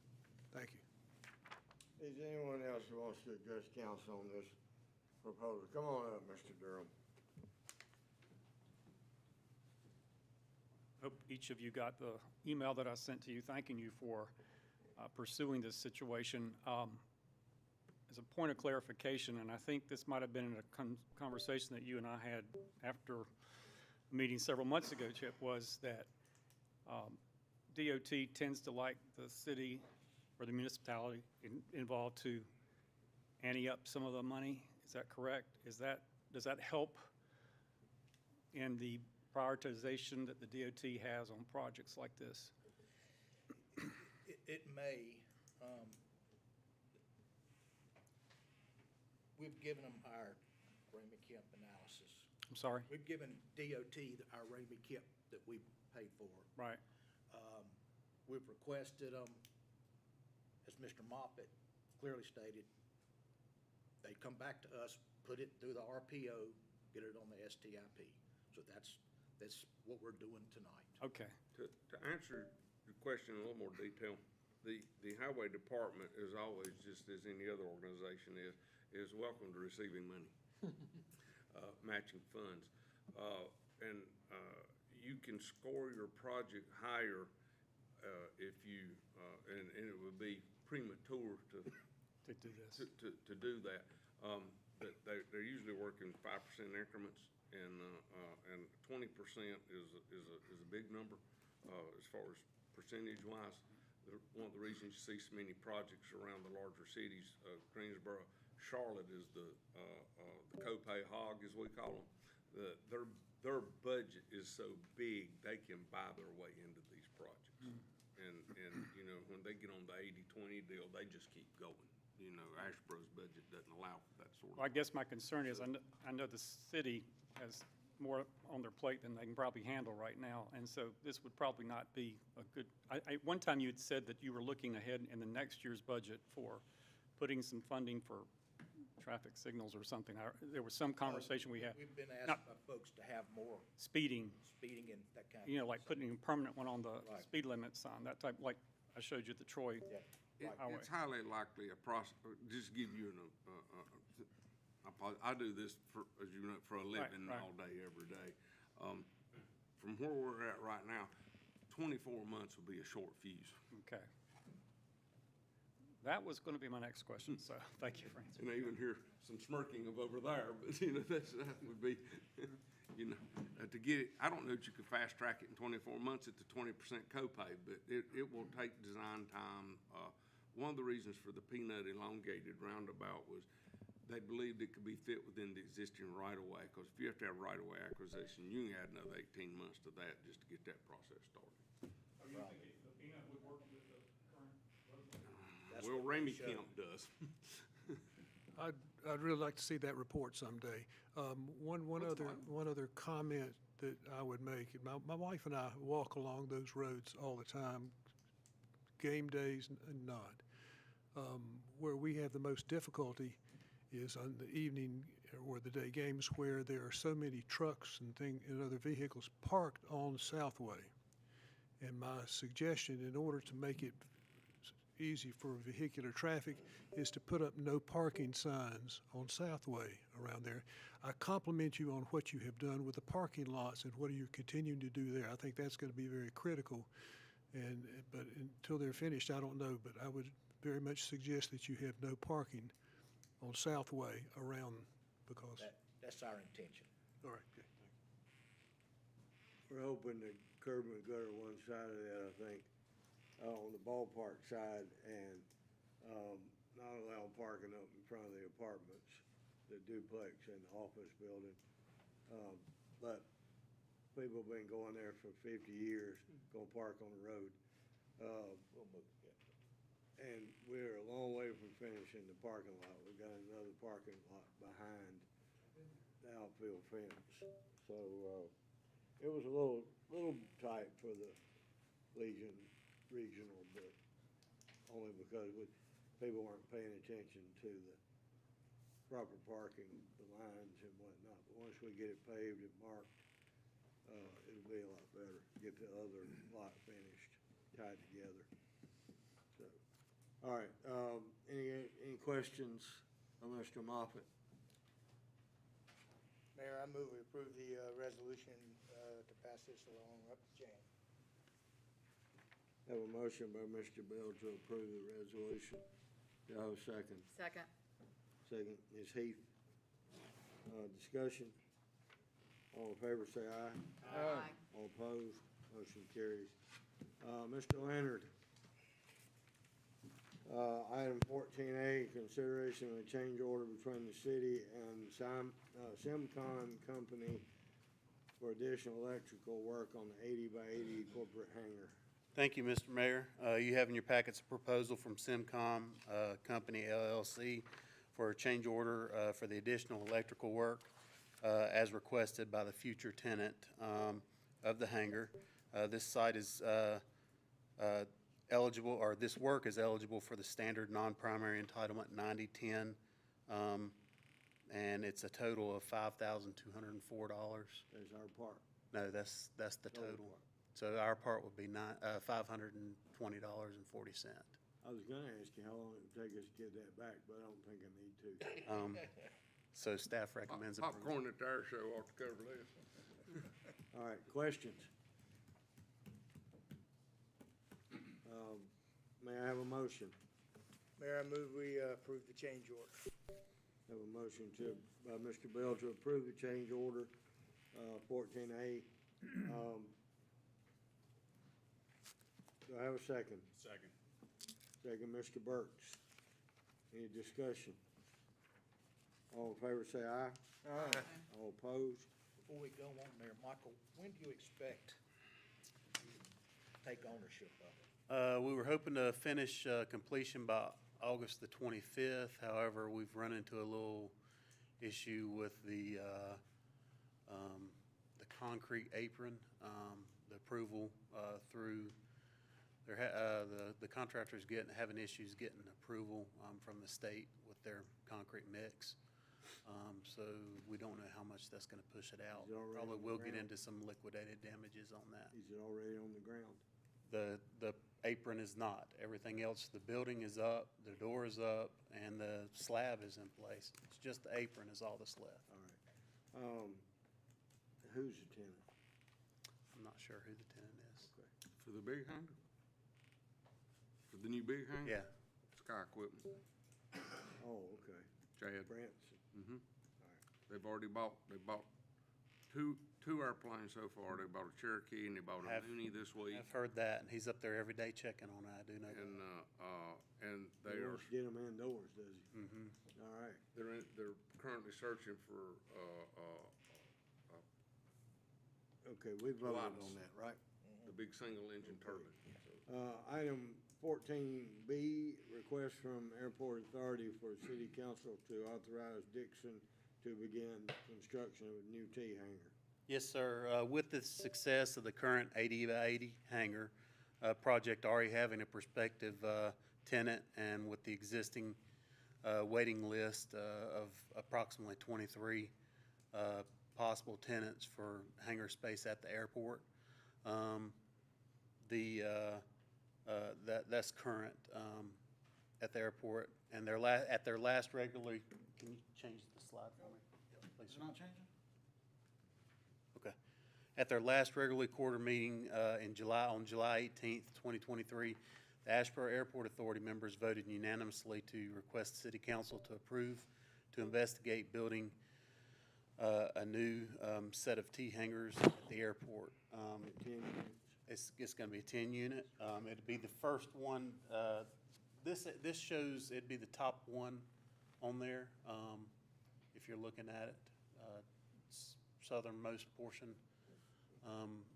The area's already graded out.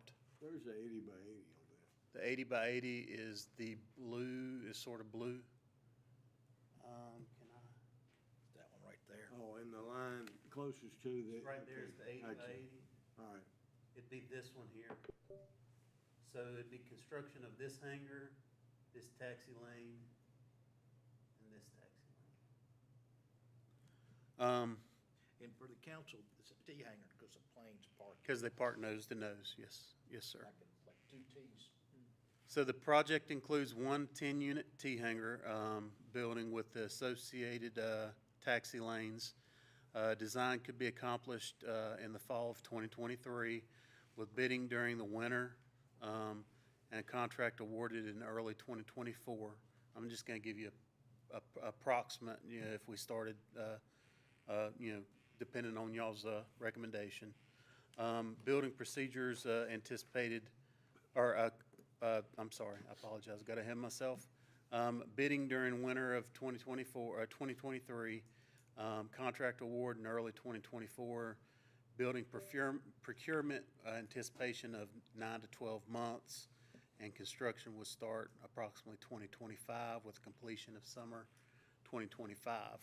I'll give you a funding breakdown based off of MPE funds, current MPE funds, and bill funds as well, to kind of show you how we could potentially fund the project.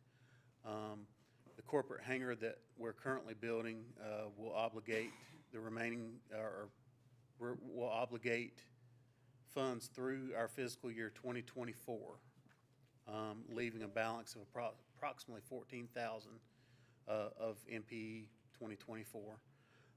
Then bill funds, corporate hangar will obligate $126,000 of our fiscal year 2022 bill funds, leaving a balance of approximately $50,000 of our 2022 bill funds. Funding for the T hangar, you have a proposed or approximate cost estimate in your, I think it's laid in front of you there, of $1.66 million. And the T hangar is 1.3 is what's on our paper. I think it's 1.3 with contingency and engineering, engineering included, comes out to 1.66 million. The MPE program remaining for fiscal 2024 funds, plus 2025, 2026 funds would be approximately $347,000. Bill funds for 2022, 23 through 26 would be the amount of $695,000, and the airport income or potential income from the 80 by 80 hangar would, actually I think it's the 80 by 80 hangar plus all the other hangars that we're currently taking is $78,000 a year. Does that sound right? 85. 85,000 a year. That was what was presented from the airport. For an amount of $234,000. So the total funding for through fiscal year 26 is $1.27 million, leaving us short $325,000. And at this time, we're just looking for direction on whether to proceed with What is MPE? Non-primary entitlement. I apologize. How you get MPE out of that? It's in. Uncle Sam got MPE out of that. many years past, where we had, did the, ground lease for hangars, where, you know, a person would build a hangar, and, they'd, rent the land from the city for $1, something to that effect, and it was for 20 years. And then after that, the property reverted to the city. And, then we charged market rent for that. And that's where the 85,000 years coming from, those hangars that were previously built and paid for by others, then they gave them to us, and now we rent them back to them, and we've got $85,000 a year to put towards these expenses. Sounds like smoke and mirrors, but it's a really good deal if you're the city. And inside this facility that they're paying us money to keep, you know, sits these aircraft that, as the mayor likes to say, you know, sends no one to school, very little police or fire protection, so. Any other questions? Sorry. And what's our waiting list again, Michael? 23. So we have 23 folks waiting, and we have no teen hangers. No T hangers to rent. And as soon as a vacancy opens, she fills it. She's already got, I think she's got 14 on the apron now. Okay. All right, as well, so. The hangar that Petticord built years ago, is that a T hangar? Which one are you talking? That was a big hangar. No, those are by the terminal. T hangars are by the terminal. All right, what Petticord build, two-sided where they backed in, It would be a T hangar, yeah. T-hanger. It's with outdoors, though. Is that the one with outdoors? It may be, these will be half doors. Petticord was fully enclosed. It was just across from the, museum. I mean, it's been over 20 years when Craig had his planes. Yeah. It's been over 20 years. That would be the newest T hangar building we have that has doors. All right. Yes. Okay. Do I have a motion? Mr. Mayor, I make a motion that we proceed with this project as outlined.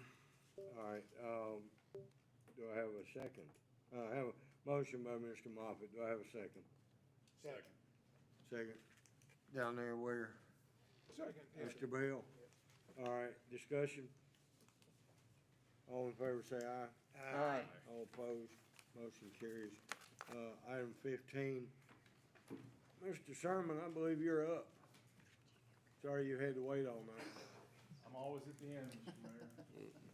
You got any homeless over at your place? They come in and take showers. In fact, I do, and I also have a shopping cart in my bush. They come in and take showers at your place, right? At the tennis center. They come in and use my bathroom at the department. But yes, we do have showers at the tennis center, and we are looking into that. They were put in during the renovation for players to shower after they played in the heat, so before they went back to work. But I have polled the tennis Come in workers. rec center for showers? Oh, yeah, well, they do that too, but the ones that we allow in have IDs, and they sign up to be a participant or a member in the rec center like any other citizen. So they meet our criteria to come in. What address do they Home give? ownership's not one of them. Nope, How it's gotta have an ID. What about what address is on the ID? They've got an address. 124 North, probably. They're gonna start living back there in my dumpster pad. Third tree on the left. All right, go ahead, Mr. Sherman. Mr. Mayor, Council, I have been given the task of presenting for your consideration a resolution outlining a partnership between the City of Asheboro and the Randolph-Asheboro YMCA as it pertains to the Zoo City Sportsplex. This partnership resolution will allow the YMCA to use the Sportsplex for their recreational soccer leagues, their challenge soccer program, also known as the Asheboro Football Club, as well as a youth and adult beach volleyball program. As part of this partnership, the YMCA will also be allowed to sell food and beverages from concession stand number 2.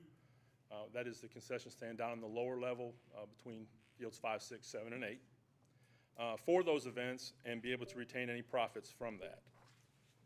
The partnership resolution would also allow the YMCA to be reimbursed by the city for management expenses to offset youth participant costs, as well as to provide funding to market and promote tournaments and events held at the Sportsplex.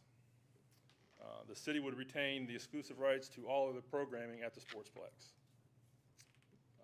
If this resolution is approved, then staff would finalize the operational plans to put in our policy manual along the lines of what was presented to you at your planning retreat. Any questions? Questions? I have one. Yes. On the, I think the other version of this, it mentioned that the city and the Y would share any revenue from the soccer tournaments. What's the situation there now? I didn't see it in this new latest one. Well, as you know, there are about 15 different versions of this. The version that you saw, I believe that is addressed in the operating procedure. It's not actually in the was never in a resolution.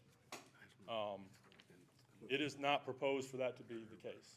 The city will retain all the proceeds to pay for the facility, to reimburse the taxpayer based on outside tournaments being rented at the facility.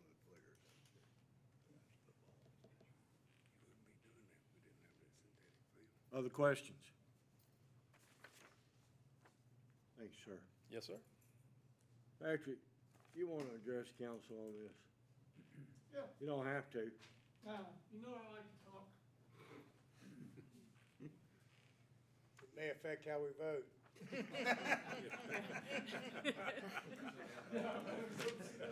Just can't take the win, can you?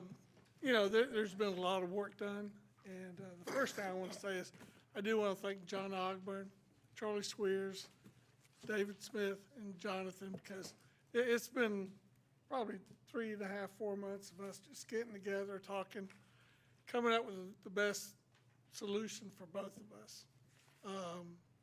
You know, I'm going to tell you, one of the things that has happened, and I mentioned it's the last one, when we were able to have our tryouts at the sports complex, we had over 300 kids show up for tryouts. We took 170. No, we took 181. Last year at the same time, we did the tryouts at the Y. We had 60 show up, and we took 59. Big difference is, sports complex is going to help everybody. It's going to benefit everybody. And you know, our staff, working with Jonathan's staff, is just going to make this thing, you know, one of the things that I want to see before I retire is making this one of the best places in the Southeast. So I do want to thank everybody. Clark, was that good enough for me to get the vote? But you're satisfied with this resolution you have for us? I think it's going to be the best thing that we can come up with at this time, yes. Mr. Mayor? That's a qualified yes. Mr. Mayor, before we go any further, it's not a question for Mr. O'Hara. Just out of an abundance of caution, I did hear during the comments the reference to Mr. Swears. Mr. Swears, I simply am not sure. Do you serve on the board for the nonprofit? He needs to recuse himself. We do need, if you don't mind, we do need to request a motion to I'll recuse. entertain a motion to recuse Mr. Swears from this vote. So moved. Second. Motion was where? Motion by Ms. Heath, a second by Mr. Bell to recuse Mr. Swears on this one item due to a conflict of serving on the board of the YMCA. All in favor say aye. Aye. All opposed? Actually had a motion. Mayor, I move we approve the resolution by reference. Not sure we actually had the motion. There we go. There we go. We're getting the motion to recuse first, and then, so if you got it as the motion Yes. to recuse, then we'll get to All right. where I think the mayor's headed with. Okay, I'm sorry. No problem. Um, That's not good. Yeah, okay. We have a motion by Ms. Heath and a second by Mr. Bell to approve the agreement. May I have? I'm sorry. That was the recusal. We hadn't voted on The recusal. yet. Councilmember Heath and Councilmember Bell seconded the motion to recuse Mr. Call for the Swears. first vote was You for did, the and I jumped recusal. I didn't know I didn't realize we hadn't voted. All right, do I have a motion to approve this? Is that what I need to do? We need, We got to vote on the recusal motion. thank you. That will, we need to finish the motion to recuse. Damn you.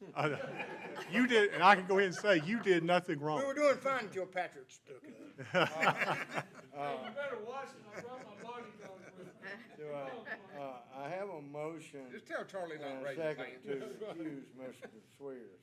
I did not vote on that. Correct. May I have, all in favor say aye. Aye. All opposed, like sign. Now, Mr. Mayor, Swears is recused. Now, Mayor, I make a motion that we approve the resolution by reference. All right, well, now we've just flip-flopped it. Mr. Bell makes a motion and Ms. Heath makes a second. All right, discussion. All in favor, say aye. Aye. All opposed? Okay, motion carries. We finally have an agreement. And, I hope you honestly believe it's a good agreement, the best we can come up with. I think Jonathan's staff and our staff are going to do really well. Good, good. I do. All right, so, item 16 was removed, actually, postponed to September. Ms. Reeves, 17, you have, you want to request council action to amend section 51-87 of the Code of Asheboro and the 23-24 annual operating budget to establish a tipping fee rate at the city's solid waste transfer station for the city of Randleman at $138 a ton. Wait. Drop that one. Fire. Not $1, but 100. $38 a ton. I saw you sitting back there. Just seeing if you're still awake. Yeah, we are. And my staff thanks you for the comp time. All right. Ms. Leonard, I guess it's up to you. Ms. Leonard. Ms. Reeves, it's up to you, honey. In your packets is a copy of the budget ordinance that was adopted in June with one change. On page 3 of the budget ordinance, the recycling transfer station fees, the tipping fee of $48 has been deleted, and a tipping fee per ton for municipal operations only has been added at $38. I recommend adoption by reference. Questions?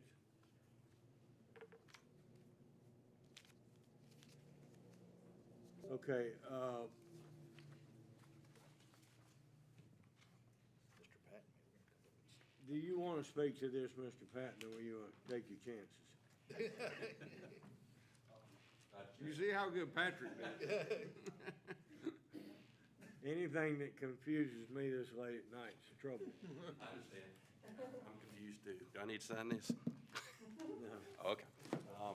Thank you all for having us here tonight, and I'd like to thank the board and the staff for their help in setting this up. This will be a savings for the city of Randleman, and our board wanted to convey their thanks for this also. And it'll save us a lot of wear and tear on our new vehicles. So we're looking forward to working in conjunction with Asheboro again on a project that'll benefit us all. It's rough over there at the Great Oak Ravine, isn't it? We just had to replace a tire on one of our vehicles, brand new. You don't have Brand new a front vehicle. axle drag out from under. Brand new vehicle. Brand new vehicle. It wasn't, how long did you have it, Brian? 4 weeks. 4 weeks. We didn't sell it. Oh, I'd like to introduce our finance director, Elizabeth Secreast, and our public works director, Brian Crawford, and they were instrumental. Nice to have y'all here. Sorry you had to wait all night for something. Like I said, they get comp time. It's just a bunch of trash. And, Mayor, just for the council who may not know, of all the municipalities in Randolph County, only 2, Asheboro and Randleman, provide hire the drivers and the trucks and pick it up. Everybody else contracts with a hauler. So this is why we can work out agreement with our sister city of Randleman. Waste Management is well aware of this. They know their tonnage will be added into ours. So we'll make a little money. they'll save a little money. Waste Management's okay with it. So it's a good deal for everybody. They're not stuck in line the same way we were stuck in line. Their driver and their truck's trying to do about 825 stops a day. So is ours too. So there's no time to spend an hour or an hour and a half in line. And then have to have your truck hauled out. Yeah, we usually about 40 minutes in line there every time, so. And then they break something. Yes, unfortunately. Okay. Mr. Mayor? Questions? Mr. Mayor, in an effort to avoid confusion, which, Ms. Reeves very eloquently talked about the budget ordinance amendment to address it. There has to be a separate ordinance approved to change the code provision, which is 51.37 in the code itself.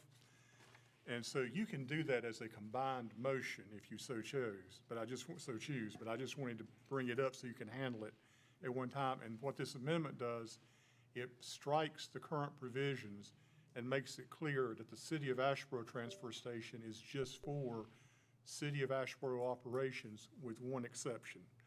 Then it lists the City of Randleman as being the exception and makes it clear that no other third-party hauler has access, sets the tipping fee at $38 for Randleman, and it puts the city personnel on site in a better position if they get approached by another vendor, and it also settles any concerns Waste Management may have about is something going on at Asheboro to say, no, the code makes it clear, only Randleman is coming in. And I'm quick to add, you can always change that whenever you want to, but it's a quick answer for city staff to say anyone else inquiring, you'll have to go to the city council. All right. Get that. So I need to entertain a motion that will change 51.87, the code, to make one exception to our solid waste shipping plan. You can adopt it, and it is in your packet, so you can adopt that ordinance by reference. And if you have a combined motion, you can also address the budget ordinance amendment that Ms. Reeves discussed. All right, Clark, you understand, go ahead. Mayor, I move we approve the ordinance to amend the city code and the corresponding budget ordinance by reference. By references. Yes. All right. That was painfully agonizing. All right, we have a motion by Mr. Bell. Do I have a second? Second. Second, Mr. Moffett. Discussion. All in favor, say aye. Aye. All opposed, like sign. Once again, thank y'all for everything y'all do. Well, thank you. Randleman dumping on us again. Well, it is a good deal for everybody, and we hate that you find yourself having to protect these brand new trucks, and we're glad for the revenue. We're glad for the cost cutting. And I would We've already spent the revenue. I'd also let the council know that if there's a major fire incident on this end of town, the City of Randleman Fire Department covers North Asheboro for us. Likewise, if they have a major incident, Station Number 2 covers Randleman as well as Asheboro. Cooperative agreement. Yes, so that's why I said our sister city, we share a lot of things together, including literally the same space. So glad you guys here tonight. Glad to be working with you. I'll vote on this. All right.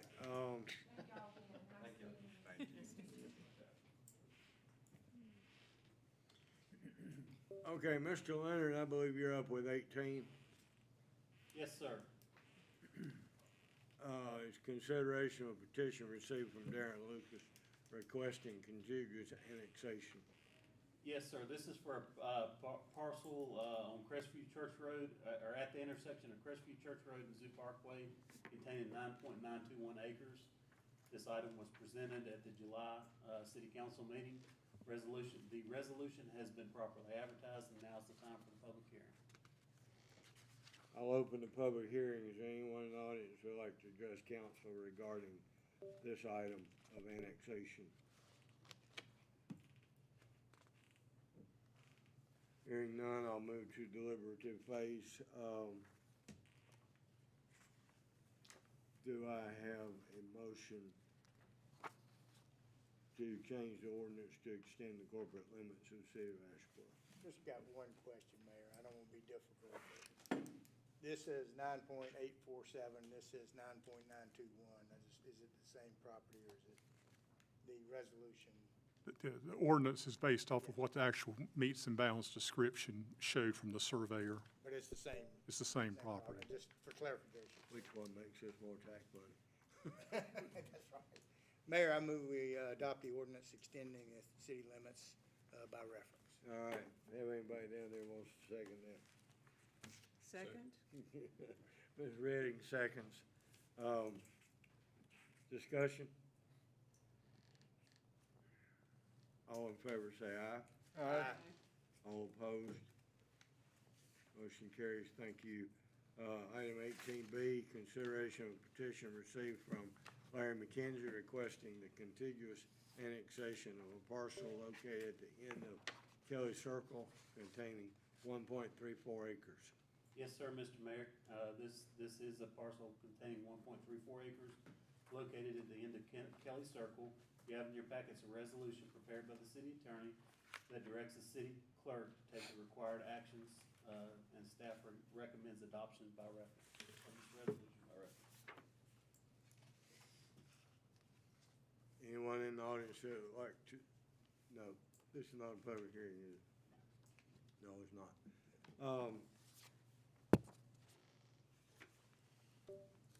Do I have a motion to approve the resolution?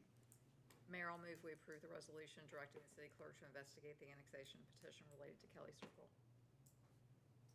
I have a motion by Ms. Heath to approve the resolution. Do I have a second? Second. I have a second, Mr. Swears. Discussion. All in favor say aye. Aye. All opposed? Resolution is approved. Thank you, Mayor. In anticipation of your action, the city clerk has prepared certification of sufficiency of the petition. In light of this certification, you have in front of you a resolution prepared by the city attorney setting the public hearing date for the September 7th, 2023 city council meeting on the question of the requested annexation. Staff recommends adoption of this resolution by reference. Okay, may I have another motion to approve the resolution setting the date of the public hearing on the question of annexation? Mayor, I move we adopt the resolution on that question of public hearing by reference. Do I have a second? Second. Second, Mr. Burks. Discussion. All in favor say aye. Aye. All opposed, like sign. Motion carries. Mr. Leonard, item C is consideration of petition received from Darren Lucas requesting contiguous annexation of a parcel located along WOW Road containing 1.112 acres. Yes, sir. This is a property owned by the Lucas family containing 1.112 acres on WOW Road. You have in your packets a resolution prepared by the city attorney that directs the city clerk to take the required actions. Staff recommends adoption of this resolution by reference. Thank you. Discussion?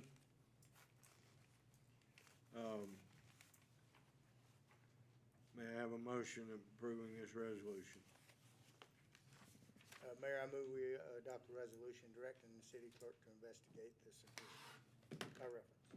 Motion by Mr. Bell. May I have a second? Second. Second, Ms. Heath. Discussion. All in favor say aye. Aye. All opposed? Resolution is approved. And then the second part. Thank you, Mr. Mayor. In anticipation of your action, the city clerk has prepared a certification of sufficiency of the petition. In light of this certification, you have in front of you a resolution prepared by the city attorney setting the public hearing date for the September 7th, 2023 city council meeting on the question of the requested annexation. The staff recommends adoption of the resolution by reference. Okay, we have a recommendation and a resolution. May I have a motion? Mayor, I move we adopt the resolution by reference setting the public hearing date. Motion by Mr. Bell. May I have a second? Second. Second, Mr. Burks. Discussion? All in favor, say aye. Aye. Resolution setting the date of the public hearing is approved. Mayor, can I? You go right ahead. Thank you, Mayor. On with the homeless discussion earlier, Mayor, met with Ms. Buchanan, and your key. And I just want to close. Council knows what's going on. I suggested they association and put some street lights down there. Now, it is, there's one light of the street, and it's not even the street lights. One. Two, we respond to police call light. We're not the first responder. We will respond to need something. So I suggested that Seabolt and his command team, and they need great patrol right now. It needs to be in patrol intensity from other parts of the county. Immediate things they can do. Number 3, and the council really needs to know about abuse money. It's over, I think, $8. So random dollars, I think. That is controlled by county commissioners. I suggested neighborhood and that we need that is used, but make sure that it transportation funds if folks need to go to other jurisdictions. So those are the 3 immediately do. And you all know Ms. Haywood, who represents the other 2 as well. So we track that along. The last thing we are trying to do is obviously it's the factor. So Mayor Smith and I are working with to explain to the folks public health, we don't do mental health, we don't do these functions, but we're policing, and that's what I suggest. Working to originating factor, if we, that is. So I just wanted to put that, and as you heard tonight, I and the council and the staff are working really hard on this issue. We're constant too, and probably right now somebody's on the loading dock of what you and all. So It's better. Yeah, and we're putting it. Park is better. Sir. Is there some way law enforcement getting the names of these people? How many people we're talking about around like this? Police departments do. We ask them where they are. For folks, Randolph, how the. Okay, we could just kind of. Yeah. So, John, okay. Absolutely. We're in the process of intense. John, I know you mentioned money for help with treatment. It can be used for a lot of things. We use for repay. Transportation. Back to where they came from. I think you could do be a nonprofit. I think that's some of the enough beds in the state. There are not enough beds. There are not enough beds. to this problem. If you have detox, at some point, the patients need treatment Yeah, beds. detox day program, so we understand. They're just staying here afterwards. Yeah, it's not detox. Do we They have get a them da- sobered do up we and have a push them out the date? door. With that, The okay. The other thing I just want to remind the council is, and it was obvious, but sometimes obvious, right? There is the jail here and the here. Folks do get transported, and we're not transported away from it. I mean, if you were emergency EMS brought you and came to get you, how would you? So it depends in the person's substance abuse or whatever. Keenan's place is doing, right, to treatment. And Yes, ma'am. with the detox, that's a question that John is, how are they getting home? What provisions are made? We would qualify money to or We'll just have to hole see. in our, when we send 5 guys out there and they spend all these camps. Yeah.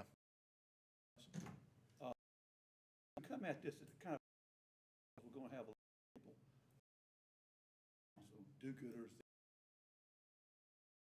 is this consortium that we were talking about tonight, getting some transitional housing to go in there temporarily and find out what, I mean, you think we could look at this money like that? And that's one of the there, I think Surrey, one of the, I think it was Surrey County. I think it's in the city, Yeah, right? yeah, and we would, what drove us to this application.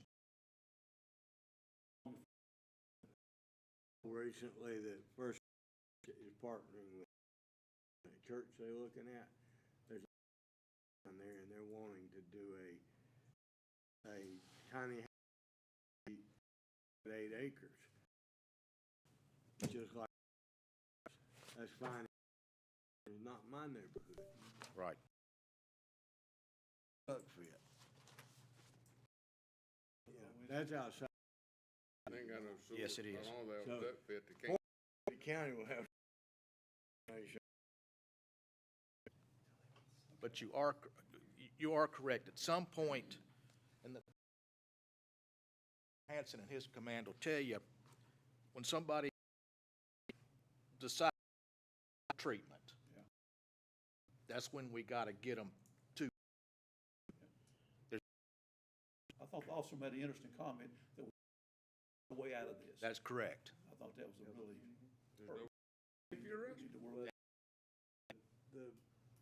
I go back, had drunk and homeless man, and we arrested him for public doorways, and we took him to the jail, and he beat our police officer back uptown. And I'll never prove it. Somebody down there brought him back uptown. They have a hard job down. They won't They don't take have anybody enough that's under room, the influence. The other, In sales. yeah, just, and we're at, you know, fentanyl and heroin use now beyond traditional opioids. So, but it's also social service and right. I mean, exactly right. Love your neighbor as so you should be loving your neighbor as yourself. Doesn't mean the neighbor. That's the whole point. Told us. a neighbor who's not like you. Proper to help folks. Well, some people think you feeding them not, and are you rewarding bad behavior? Yeah, that's the real deal. That lady just crawled all over Chuck, but you're the problem. You won't leave them alone. Well, you're out here feeding them so they don't have to go in. And you interstate. I mean, So, I just wanted to let a lot of different going on out there. It's unfair for them to do anything. That is correct, but it would have been, quite frankly, as a, would have been real easy for me to say, go to the committee, you're not in the city. That would achieve nothing. And me, guy, are scalped. And I thought it was important for that neighborhood that we're not ignoring it. Well, and just to say, this is an important enough issue that standing item. Okay. We need to be talking about this every single meeting. Okay. There's a lot of people change. Something I'd like to take a moment just to advocate it, if you will. Your suggestions were, Daniel, key people specific about a HOA and street lights or the step A in any of these cities. Step B, off to B, we get the HOA a whole lot simpler at that point then. If it would be wise of them to be in the city. Been discussed. And cause what I want to ask is what I Asheboro is about 16 plus, you know, and I think most times we have about 27 plus officers on duty, 2 or 3 minutes, and their discussion. I'm not chastising the sheriff's department. I'm saying they have 800 and not many more. You got to.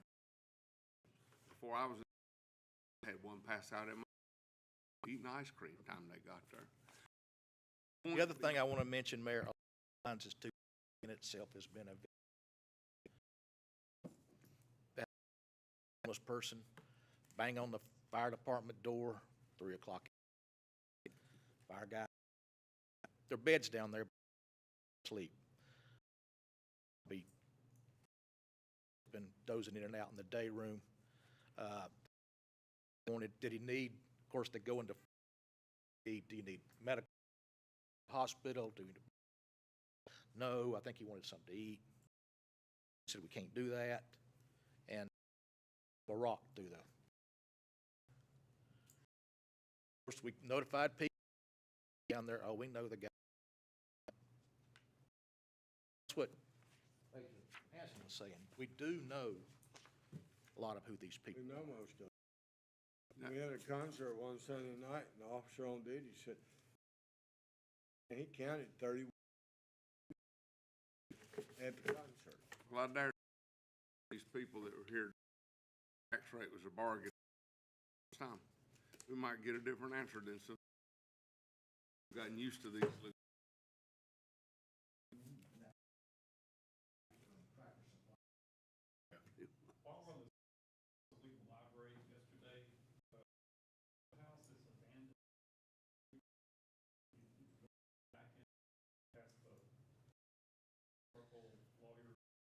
That's in the code.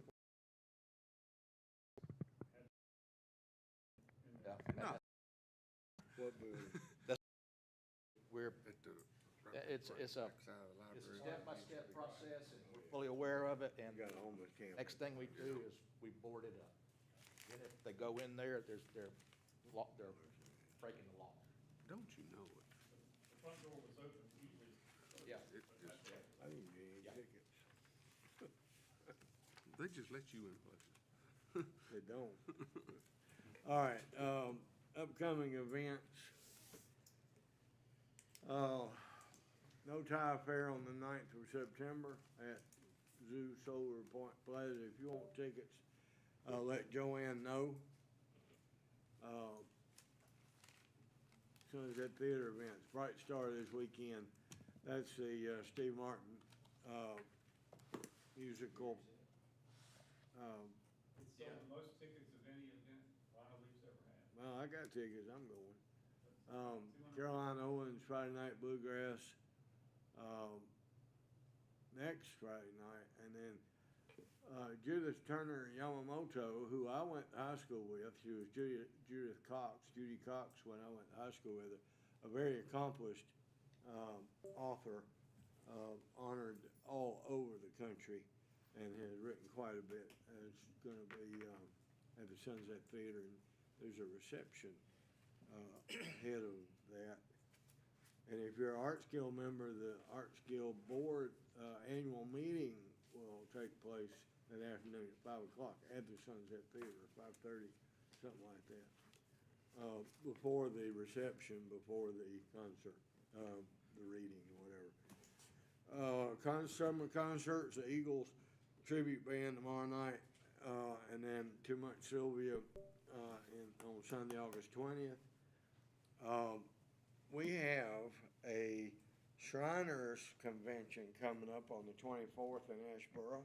Oh boy, little cars and elevators. A regional convention, and they are doing at 2 o'clock on Saturday afternoon, a Shrine Car Parade. Downtown Asheboro on the typical Christmas parade route. And I think that's really gonna be something. You know, it'll be smaller than a traditional Shrine Parade, but for Asheboro, it'll be pretty cool little event to go. And the approximate time of that's gonna be about 2. There will be more coming out about that, but that's the 24th, just 2 weeks. It's 2 weeks. Mayor Wood, I'd ask the council to watch your email. We need to have a meeting down at the Sportsplex. To show you, we're almost taking over phase 1 completely. So we need to have it, so it's a lot easier for us to point it out, Michael and his team, Jonathan, to point it out standing out there than it is standing up in here. Plus, it's a lot funner to be out there than it is in here. And then we'll go out to the ballpark and talk about how we get to the end of the ballpark project. So look for that won't be the same day, by the way. Those will be 2 different meetings. You can't get across town. So watch your email, and we'll kind of coordinate with people about what's best. You saw my email that we're already having practices, soccer and practices. Where'd Trevor go pick his daughter up, I guess, from the sports. She's down there playing soccer at the Sportsplex. So, yeah, he had to go. Okay, that's all the staff has, Mayor. Okay, sorry it was a long night, but the hallmark of what we do here that I'm most proud of as your mayor is that we let people speak when they need to speak. We don't cut people off. I try not to cut anybody off, and we try to let everybody have their say. Tonight it was a little long. I'm glad you're proud of it too, Mayor. Well, you can change that if you want to be mayor. That's not on my list of goals.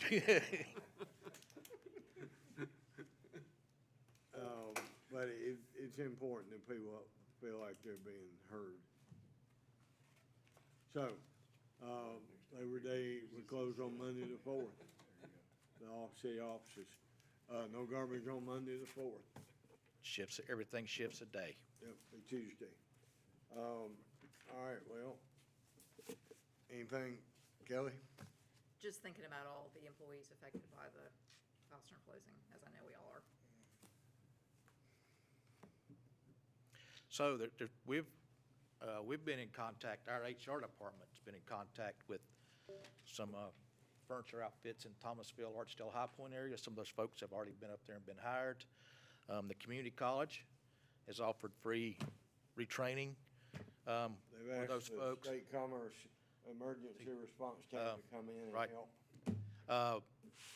Mayor Smith has spoken to the staff of Senator Tillis to get the state to ask the feds, so the feds can react. That's happened, so the Fed can come in here and get this support too. Thanks to Mayor for doing that. And we actually interviewed some people to come to work from us over there, which how we got Chuck Garner, Brad Dalkey, our safety manager, Doug Kemp, our HR director, John Ogburn, our city manager. So a lot of There are people 3 started job out. fairs coming up. Yes, 3 job fairs coming up as well. And Joel Aaron called me at 6 o'clock and says he's got one coming up in Lexington, and it is specifically designed for production type, furniture type workers. So he will have jobs in Lexington for some of these people. So as I said on TV the other day, it's a shock and it's a shame, and these people are wondering around, what do I do now?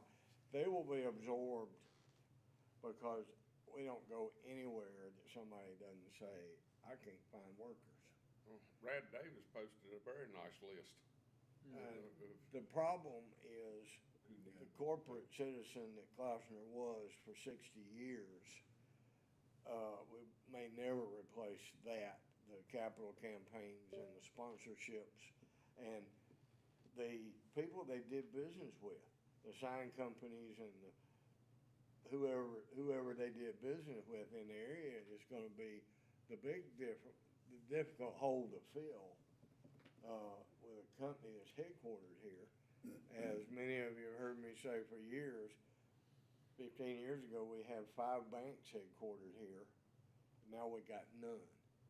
And they were the big United Way contributors, the big capital campaign contributors, the sponsors for everything coming and going. And now we got none. And now we've lost our 60-year-old homegrown headquartered furniture manufacturer. I guess it could have been worse because 15 years ago they had 2,400 employees and not 900, 800 or 900. But we do what we can to help them find jobs and recover. The good news, if there is a bright spot in any of this, is that there are jobs out there. There are people looking for workers. And as Toyota starts to ramp up even more, and Wolfspeed and Energizer, 200 jobs right there at Energizer, that we've got jobs for the people that were displaced. We just may not replace the trickle-down effect. We still got the gain. Of losing that. Pardon? Gain, we got a gain job. Yeah. Yes. Yep. All right, so, anybody down there, anybody else? Happy anniversary. Thank you. Yeah. Happy birthday, Mr. Burks, on the 17th. Coming up, yeah. 17th. Coming up. Thank you, thank you. You'll be as old as me soon. I'm gaining on you fast. You be 62? Yeah. Oh, this is the half year you outrun me. Yeah, just for half a year. Yeah. And Jane. Yeah, yeah. All right. We're all close. Mr. Moffett? Mr. Burks? Great job at the National Night Out from our police and fire. That was a good event.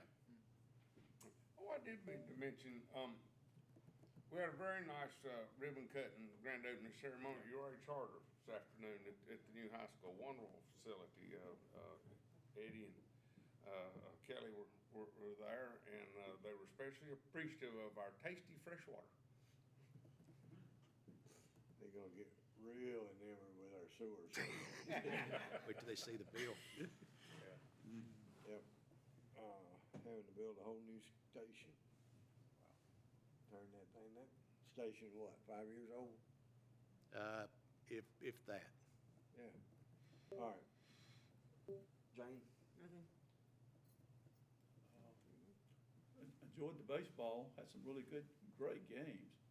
And I hope we haven't thrown away the old scoreboard. It's my only problem there. But anyway, really. It's down in Public Works. We have the old one you hang the numbers. That's why they hang the numbers. Yeah. The old electric one, it'll burn somebody's house down. The, Wouldn't read it we had- anyway. We had a lot of problem with the new electric one, at the games, it just wasn't working right. And it's the transponder, the thing that reads back and forth, wireless. There may be something out there in that neighborhood that's interfering with it, cause it won't do right. Michael and Spencer and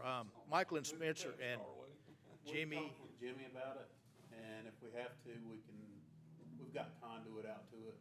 We'll just hardwire it. There's nothing wrong with the new sound system, though.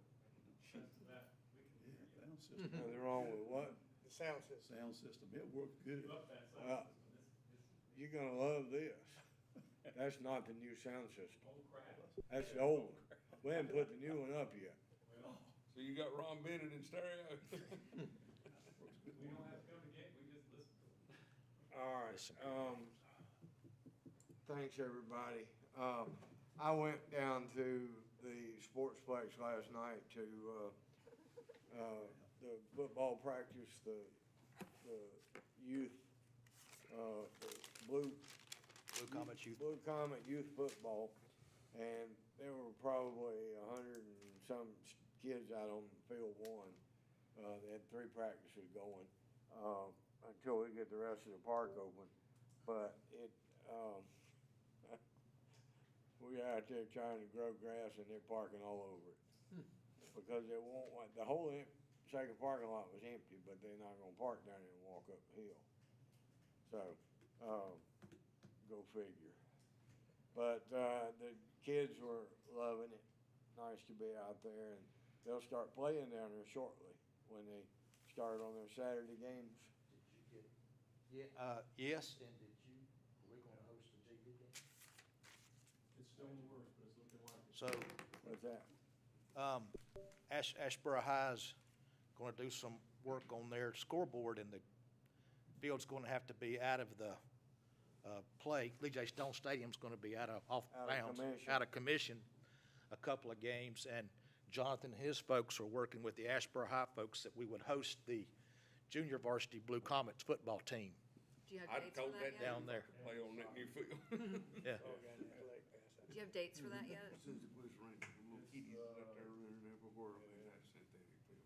7th, and their games are originally scheduled for the 7th and 14th of September. That's the 2 JV games. Is there a scoreboard in here? But we have asked the high school to see about the possibility of playing on Wednesday night instead of Thursday. It's Thursdays. If you'd have gone down there tonight, Mayor, you'd have seen 200 kids because there was 6 soccer teams supposed to practice and all 8 of them. Oh, and there was a girls' Y soccer team practicing on the other field last night. That was the makeup for Monday because we had to cancel because of the parental watch. And we've And also, the Raiders didn't show last night because it was a makeup. and we've already hosted the Asheboro High men's soccer team, which was 3rd in the state last year, practicing there on Saturdays, because the football field is so. All right, well, I'm happy It's to say I'm exciting. glad we finally got an agreement. It's a good agreement that we can all live with, and, now we're ready to get the rest of the park and get it open, get the dog park and the walking trail built, and And it covers over the playground equipment. the roofs on the playground, on the picnic shelters, and the pad's been poured for the fitness, Yes. the outdoor Nautilus, so, and we've been pouring sidewalk every day this week, except As long as today. it doesn't rain, right. Yep. So, Jerry's getting there. We had friends from out of state, Texas, and they were very impressed with that facility. It looked. I'm sorry, I can't hear a thing you're saying back there. I had a friend from Texas who saw it, and he said, we don't have anything like this in Texas. This is one fine looking soccer. The turf people are telling us they haven't worked on anything like it on the East Coast. I mean, it's something. Hey, just be thankful we didn't put it in your backyard. All right. Good night, everybody. Thank you. Good night. Hey, Mayor. Good night, John Boy. Good night, Grandpa.